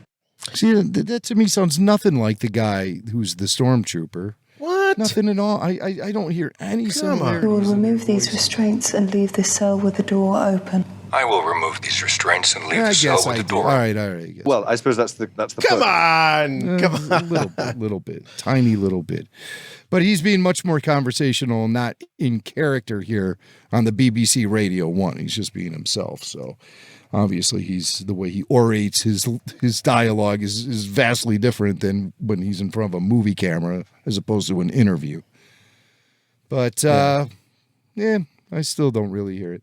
So he talked about, those rumors that you were talking about, Swank, and how he had to keep his cameo a secret.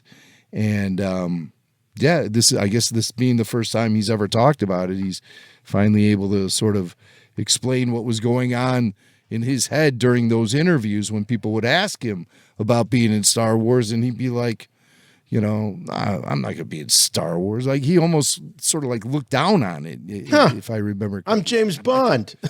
Why would I be in Star Wars? Why am I going to be in Star Wars? So he talked about keeping it a secret. I did this thing which was kind of, which made everybody, apparently made people angry, because they asked me, what the f*** I want to be in a Star Wars movie for? Because I was like very happy just to play around with the fact that, just to keep it under wraps, because everybody's going, oh, that's the rumor, and it's like, that's news to me. And it did, and it actually kept it out, and so then suddenly it became something. So you can't always do that. But it was just nice to play around with that, so that it was a nice surprise. Still waiting for my check, by the way. It was a nice surprise. I asked the second AD to be in the movie. It was a real nice surprise.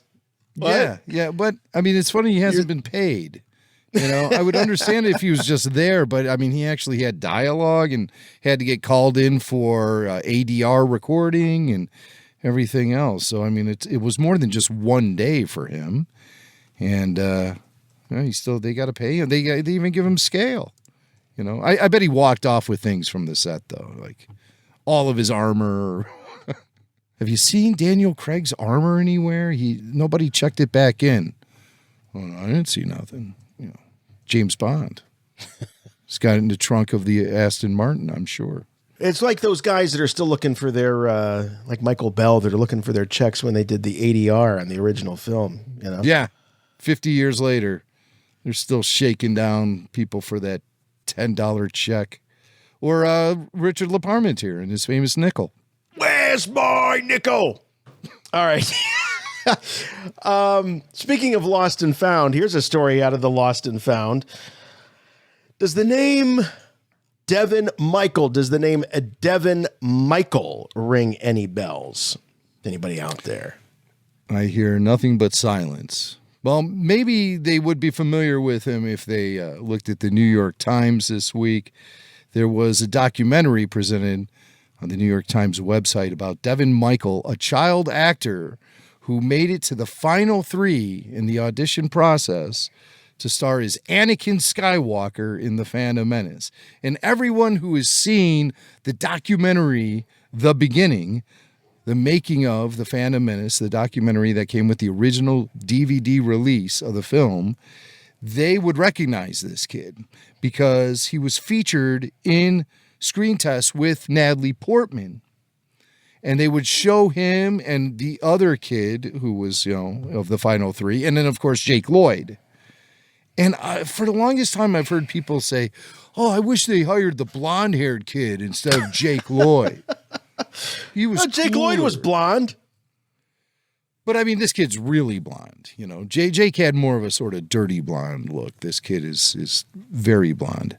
And there was something maybe a little more of a sense of maturity that came off from him. But I always felt like he was just reading his lines. I felt too. Yes. I felt Jake brought a lot of character to the audition, and George trusted his gut and hired Jake and not this kid.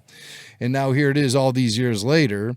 There's a short film by the New York Times about 32-year-old Devon Michael who talked about auditioning for The Phantom Menace when he was 9 years old and how being rejected for the role affected him for the rest of his life. And so I watched the documentary today, and it was all right. I mean, there's no real, these kind of things you're hoping for some sort of, real crazy tale to be told, or like a rags to riches, back to rags story. But Devon is primarily, rags to rags. He had a brother who was an actor. They grew up in Long Beach, and from what I can gather, they just didn't really have much money, and they lived in a very small apartment. And the brother landed some acting roles, I think, on Full House. He appeared in like 4 episodes. He was a recurring character. And so that opened up the door for Devon to get into commercials and other little bit roles on TV shows. He appeared on ER once, and so he was doing okay. He had a little career for himself that was growing, and he got involved with the episode 1 auditions, and he talks a little bit about that in the documentary. So let's turn it over to Devon Michael. I'm a pilot, and someday I'm going to fly away from this place. You're a pilot? All my life. Anakin Skywalker. I saw him as a kid who looked calm and focused, but inside of whom there was something else. You're just a little boy. I won't always be. Great. When they called cut, I went outside and I talked to my mom. She's like, when you said that, you made everybody in the room cry. And I went, really? I loved it. I loved that scene. And I felt really good about it. I don't know. I won't always be. Yeah. I mean, it sounds like he's reading it. I guess he's going for something like he's trying to hit some emotion or something where he's like really just super serious and cold. And yeah, like that's how he he's- comes off to me. Yeah, or like this grown up kind of trapped in a boy's body in a way. Yeah. There is some of that, like he's mature beyond his years, which would have been an interesting take. But I don't think that was the story that George wanted to tell. George wanted to tell, how does this otherwise happy-go-lucky, charming, fun-loving kid grow up to be essentially Hitler? I think those were George's own words, Yeah, right. at one point. Whereas Devon's portrayal is a little darker, a little. I totally agree with your take on. That it sounds like he's reading it, but there's just a little something else going on underneath. And if you wanted to plant the seeds of darkness at that age, or even melancholy, there's a melancholy about him in his portrayal. I think almost a depressed kind of, like Charlie Brown. Yeah. I think about he's like a little Charlie Brown. Then he would have been the great choice. But if you want to cast the kid that, just acts like he could take on the empire all by himself, it's Jake Lloyd. Jake had a certain level of playfulness that maybe this young guy, Devon, couldn't really nail. And I think that's essential to the character of Anakin Skywalker. George Lucas famously said, listen, it has to be about a kid who grew up essentially good and then became essentially bad, and we're going to go along that with him. So when we're first introduced to him, you get nothing but good and playfulness and a little bit of scampy kind of character, Scampy. And I'm not talking about shrimp scampi. I'm talking about being a scamp and a little like a rascal almost. And Devon had much more of a mature edge to him. Yeah. And I think that's just taking it, further away from the innocence that George wanted to present. Like I said, George famously said, people were disappointed that my Anakin wasn't revealing dark side tendencies at a very young age. People wanted him to be like pulling the wings off of bugs and things like that. And maybe this kid would have been good for that. But that wasn't the Anakin George was going for.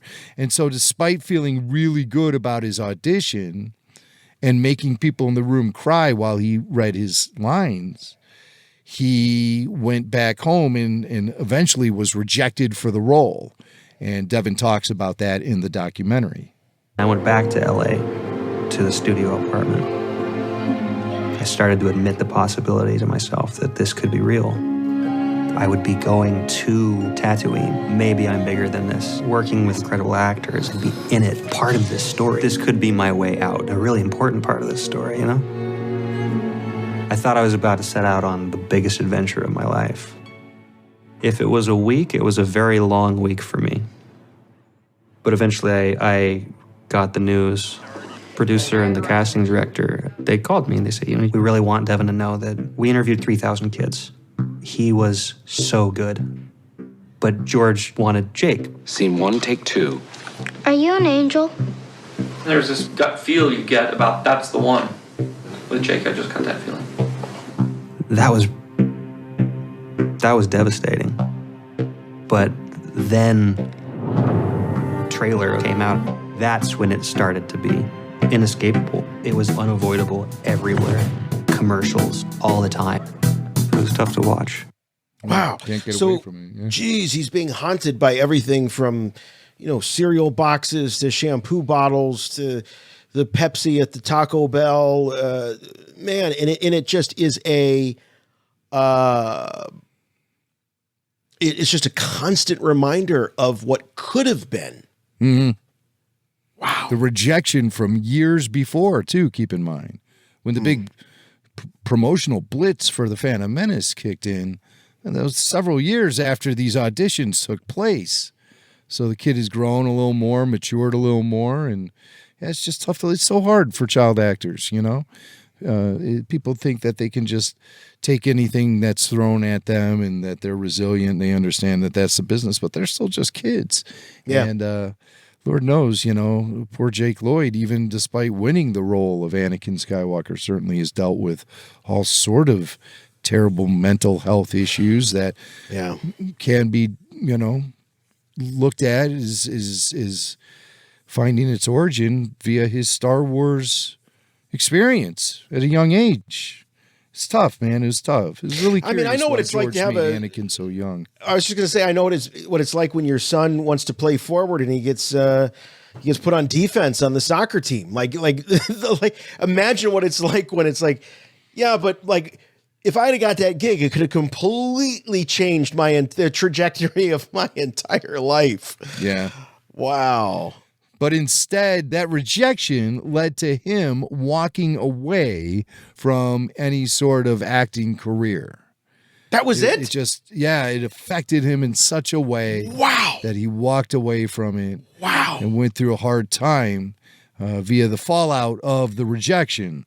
So, and he wasn't the only one seeing all those trailers and commercials and merchandise and magazine covers. His fellow classmates were seeing them. And they were all very well aware of the fact that he had gone deep in auditions for Star Wars, and so they used it to bug him. So he talks a little bit about that here. I was trying to let go of it, but by this point, the documentary had come out. It would have maybe been better if that documentary wasn't there. I know it wasn't malicious, but it felt like being kicked when I was down because it put me in the public as the loser. Oh man, no, the kids at school. It was constant for 3, 4, or 5 years. Of, you were the guy in the thing. You were in Star Wars. I wasn't in Star Wars. I wasn't in Star Wars. I wasn't in Star Wars. He had to keep the kids at bay, and he just thought, he had reached the pinnacle. There was nowhere else to go. He couldn't make it there, so he just walked away, got an education, and ended up marrying someone, moved to Vancouver, and became a writer of children's books. Really? Oddly, yeah. And so it seems like he's doing okay for himself. And he said he has no hang-ups with Jake Lloyd. He liked Jake a lot. He really appreciated having 2 other kids there with him to go through this experience. So it seemed like the 3 of them were a little support system for each other. And they got to ride in a limo together across the Golden Gate Bridge up to Skywalker Ranch and get directed by George Lucas. So there's something to take out of it. And Devon Michael, he just couldn't continue working as an actor anymore after all of that. had such a huge impact on him. And, he wishes Jake all the best in the world. Do we know where Jake is right now? Jake, he's back home. Is he? I think he's closer to his family in Indiana. If they're still there. I mean, I don't know. They could have moved somewhere else. Who knows? Because he was in a mental facility for some time. His mom was a real nice lady, Lisa. And we spent some time hanging out with her, and she was super cool. And his sister was cool too. I met her before. But Jake, great kid. I really liked him a lot. And we know, the hell he's gone through over the last few years. And, it's easy to blame it on Star Wars, but, mental health.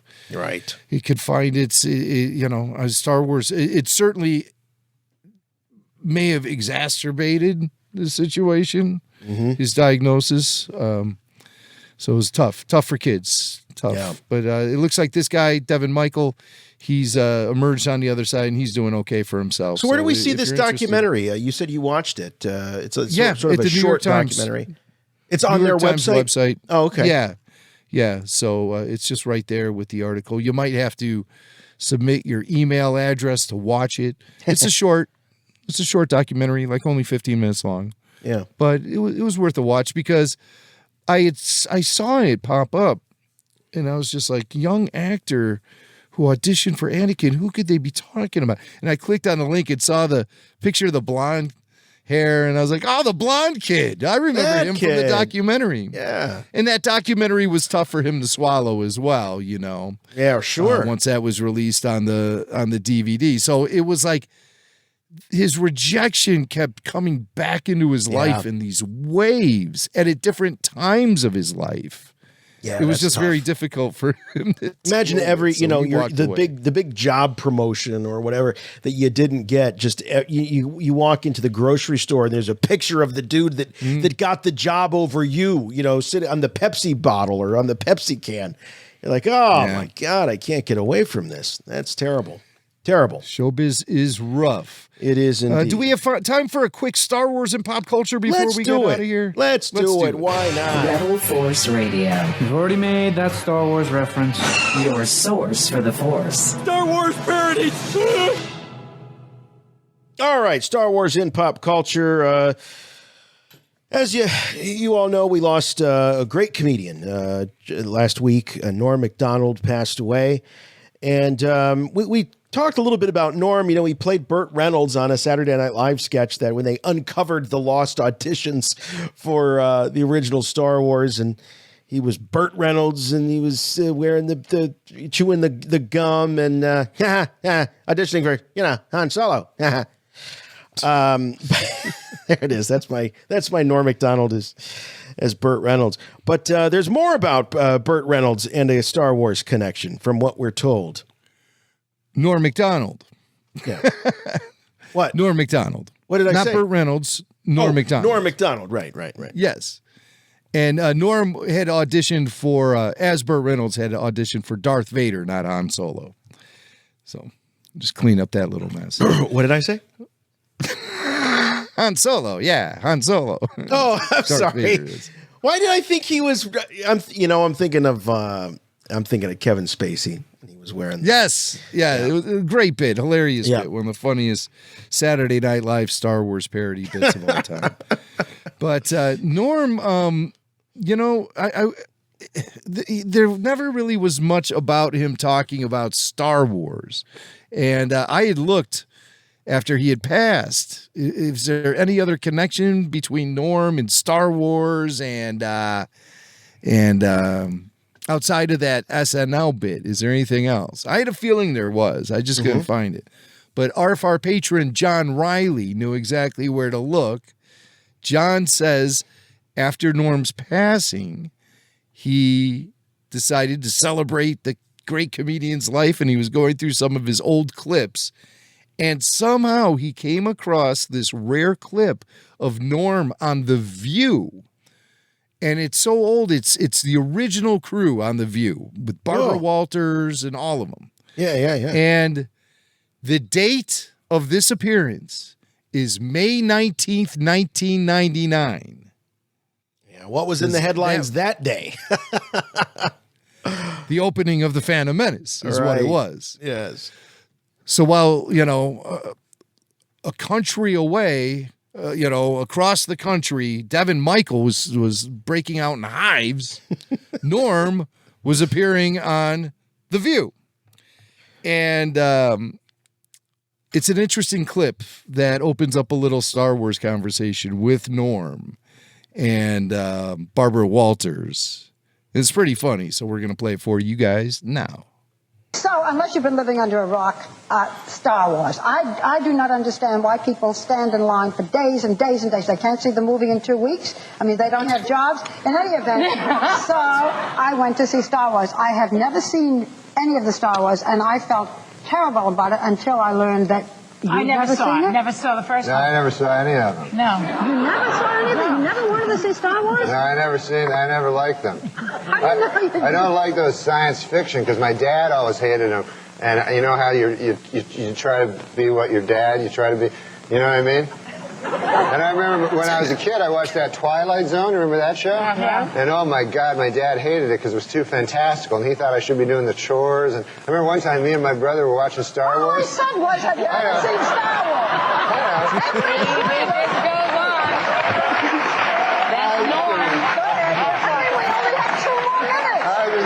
Backstory, but me and my brother were watching the Twilight Zone, and then my dad walked by, and we were watching, and we were all excited about this Twilight Zone, and then my dad walked by, and he looked at, the screen, and he said, I suppose this one's a goddamn ghost. Oh, well, that was funny.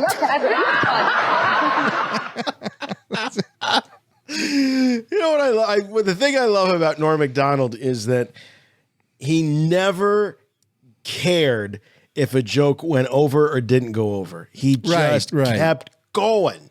He didn't even do the Carson, like if a joke didn't pan out, it was just he just kept going, and if you didn't find it funny, you were the problem. Well, let's analyze a little bit about what was being said there. Yes. Number one, Barbara Walters, you can't understand why people are lining up 2 weeks in advance for the Star Wars movie, and then you want to throw in that little jab there about not having jobs, Yeah. I'm sorry, Barbara, but when was the last time anybody lined up for you for 2 weeks for anything? Never. Well, and how your own dogs don't do that to get fed. And how do you claim the throne of being one of the most influential and important journalists of the 20th century, never having seen a Star Wars movie? That doesn't. You never saw. I don't buy it. I don't buy it. She saw it. She was at one of the premieres. Don't give me that. Yeah, just being too cool for the room, Right. And then she gets the story out of Norm that he didn't watch Star Wars primarily because of the influence of his father, who thought that kind of space wizard stuff was way out there and kind of a waste of time. And, I feel Norm a little bit there because my dad is the guy who's famously said to me and Billy Mack, when we were sitting there watching Star Wars for the 500th time, he walked into the room and said, "Oh, you boys know that this could never happen, right?" I love this reality check. I love that Dad's just, all right, I'm happy you guys are like into this thing, but just, you gotta, you let me know you really don't think that this thing is real, right? I mean, did he come in the room just to tell us that? Like, was he in the kitchen or something and heard like R2? Beep, beep, boop, beep, beep, boop. And he's like, they're watching it again. I got to get in there before it's too late. Before they slide into some fantasy world for the rest of their lives. Right. Boop, boop, boop, boop, boop, boop. Hey, maybe Dad was on to something. He might have been. But so I feel Norm a little bit there. And I believe Norm when he says he never seen Star Wars. He was a Twilight Zone guy instead. So yeah, Twilight Zone guy. Right. That's Norm. So yeah, my brother and I we were watching Star Wars. Wait a minute. You said you never Yeah, he's also gonna mess with them too. Oh, he was the ultimate troll. He was He trolled everybody. I love it. Love it. Norm Macdonald. And I did the same thing that our listener and patron John Riley did. Yeah, when Norm passed. I mean, YouTube is so great at this kind of thing. You have a celebrity or somebody that you really, really liked in the public eye and they pass away, and you just, put their name in the YouTube search and just lose yourself. And Norm, was one of those. And I just watched all these great clips of him on shows like Conan and original David Letterman show, where he really got his start. And he's a master class. And hearing other comedians talk about him, that he was just a master class, and he was always the same. I know some interviews with comedians, and he always had that big smile on his face, and he was always happy to see people. He was exactly the way his comedic character was, For sure. Yeah. The real deal is what we say. Yeah. Norm was the real deal. And so may he rest in peace. We have a Star Wars Visions Seinfeld connection. Yeah. What's this? You, of course, remember the episode of Star Wars Visions, The Elder, right? The Elder. And I mentioned that the Elder was voiced in the American version by a 92-year-old actor named James Hong. Seinfeld, season 2 of Seinfeld, one of the most famous episodes of any Seinfeld season was the Chinese restaurant. And, Seinfeld being a show about nothing, this episode was about people waiting for a table at a Chinese restaurant, and all the hilarity that ensued throughout their waits, their extremely long wait. James Hong was the guy who was playing the restaurant host, so he was the one who was delaying their table. He was the guy there. He was at the host stand. You put your name in. They tell you how long it's going to be, and then you notice there are people showing up, and they keep getting tables ahead of you, and they showed up after you. I like it when they give you that little puck that buzzes when your table's ready. Bzz, bzz, it's going off! It's going off! Bzz, everyone gets so excited, Meanwhile, Dad's getting electrocuted. But they didn't have that in this Chinese restaurant in this Seinfeld episode. No, you would just check in and sit and wait and wait and wait. But it was James Hong who voiced the Elder, who also appeared in this episode, the Chinese restaurant. So I want to lay that information on you and our listeners, and I'll play a little clip of James Hong in the Chinese restaurant. When you're listening to this clip, try to get the mental image of the Elder in your mind. It's a lot more fun that way. Excuse me, I'm expecting a call. Costanza? Yes, I just got a call. I yell, Cartwright! Cartwright! Just like that. Nobody came up, I hang up. Well, was it for Costanza or? Yes, that's it. Nobody answered. Was it a woman? Yes. I tell her, you're not here. She said curse word, I hang up.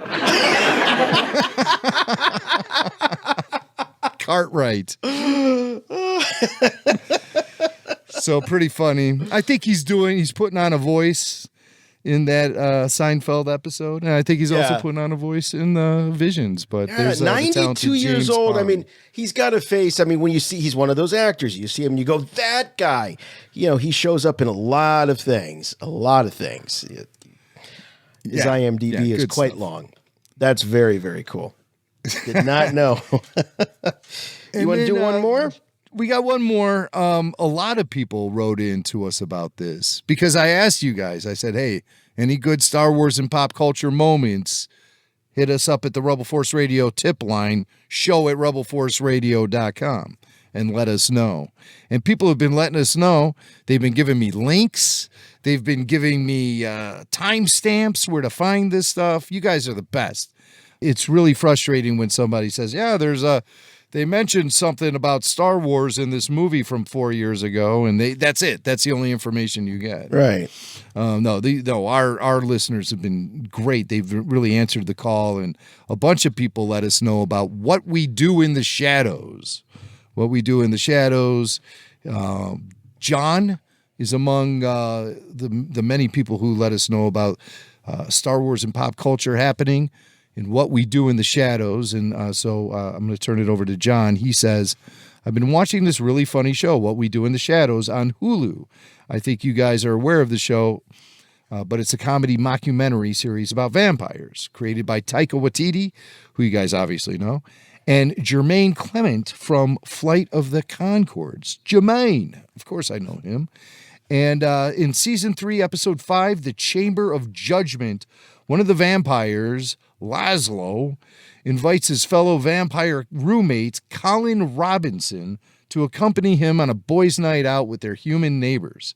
Colin Robinson is what the show calls an energy vampire, which means he doesn't suck human blood, but rather gets his nutrition from sucking people's energy telepathically. Ooh, I work with some of them. Usually by boring them to sleep. you probably work with some people like that, That's right? Usually by boring them to sleep with a dull story or conversation, or by annoying them. Colin can also suck energy from his vampire roommates via these same methods. His roommates, including Laszlo, get mad at him when they notice he's trying to do this. So every once in a while, Colin will do something annoying to suck the energy out of the people around him telepathically.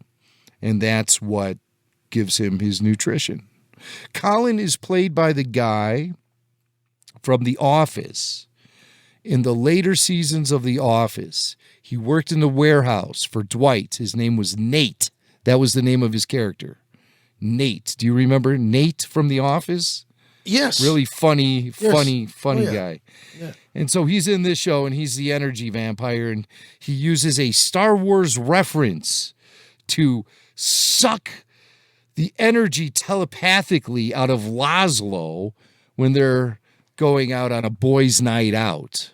So I bet you're curious as to what that reference is. I am. Let's play the clip and find out. All right. I've invited Colin Robinson. Oh, miss, I love you. Is that a friend of yours? Miss Jaja Pinks. Oh, that's a nice voice. You don't find this voice annoying? I think it's very funny indeed, Colin. Of all the ways that he's going to suck energy out of people, he pulls out the Jar Jar impression. Wow. Exactly. Love it. Exactly. So that's what he does. You know, that's what we do in the shadows. That's a show that I need to get caught up on. You know, every once in a while there's a show where everyone gets mad at me because I haven't watched it yet. And currently what we do in the shadows is The Champion. I saw the film by Taika Waititi. I loved it. And I saw the very first episode of What We Do in the Shadows, the TV show. But I haven't seen it at all. Well, we covered the show a while ago because Mark Hamill made a cameo appearance in the series. I think for. Oh, I heard that. Yeah. Did we have that? I On Pop believe we Culture? did. I believe we did, or we at least covered it as a news story that Mark was in the series and that there was a connection between him and Taika.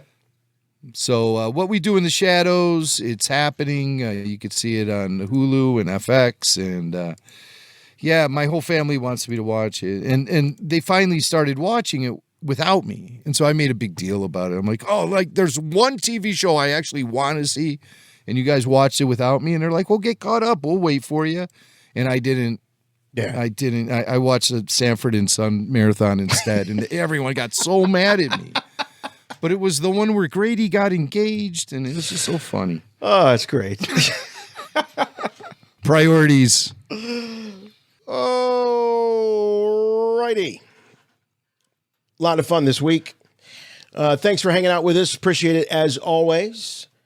Also, special thanks to our Patreon members. Don't forget about Rebel Force Radio on Patreon. You get the weekly full show video. You also get exclusive podcasts like RFR Comlink, the Q&A like Jimmy mentioned a little bit ago, the Babu Freaks, Clone Wars Declassified Remastered, and the exclusive home to the Star Wars Oxygen archives. That's all at Rebel Force Radio on Patreon. You can also jump to the head of the queue when you call into one of our live shows. Like last week, we did the Star Wars Visions after show. Well, we gave preference to those who are Patreon supporters. And it's really just it's a great community. Some of the best Star Wars fans in the galaxy. You can find all those details at patreon.com/Rebel Force Radio, or go to the Rebel Force Radio website, click on the Patreon banner, and you get all the deets. Rebel Force Radio on YouTube. It's a great way to experience Rebel Force Radio. By the way, I meant to mention that when you're all access, not only do you get to hear the show, but you get to see this. So you're seeing us right now as we're recording. I think I forgot to mention that. Yeah, we're doing jazz hands right now. You're missing it. But Rebel Force Radio on YouTube, that costs nothing. And the benefits are many. Go to youtube.com/Rebel Force Radio, and you'll see just a huge archive. It really is an archive of Rebel Force Radio content, from classic interviews, parodies, and bits to the latest live stream after shows. Those are all available on the official Rebel Force Radio YouTube channel, plus new full show audio. Just go over there and like and subscribe. And one way that you find out if we're doing these live shows is through those notifications on the YouTube app. So if you're following us on YouTube, if you like us, we appreciate it, and we'll get you those notifications. Also, you can send us an email if you want to talk to us in between shows. We love to hear from you, as we heard from others tonight. show@rebelforceradio.com. That's the email address, show@rebelforceradio.com. The voicemail line is open 24/7, and you can leave us a voicemail, 708-3201-RFR. That's 708-320-1737. And we're on social media, Rebel Force Radio at Facebook and Twitter and Instagram, and the official website for all things RFR, rebelforceradio.com. But above all, if you like this show, we have just one request: keep listening. Keep listening. Subscribe to Rebel Force Radio on whatever podcatcher of choice that you use. And if you can, we'd love to have those reviews. Reviews are great. They do a lot for the channel and our endeavors here at Rebel Force Radio. One very simple rule on those reviews, please: make them good. And we are streaming 24/7 at places like Apple Podcasts, iHeart, TuneIn, Spotify, Stitcher, Amazon, Audible, Pandora, Samsung. Anywhere you can find podcasts, you find us right here at Rebel Force Radio. That's it. We'll see you next time for Rebel Force Radio. I'm Jason. I'm Jimmy Mack. And remember, the Force will be with you, always. Rebel Force Radio.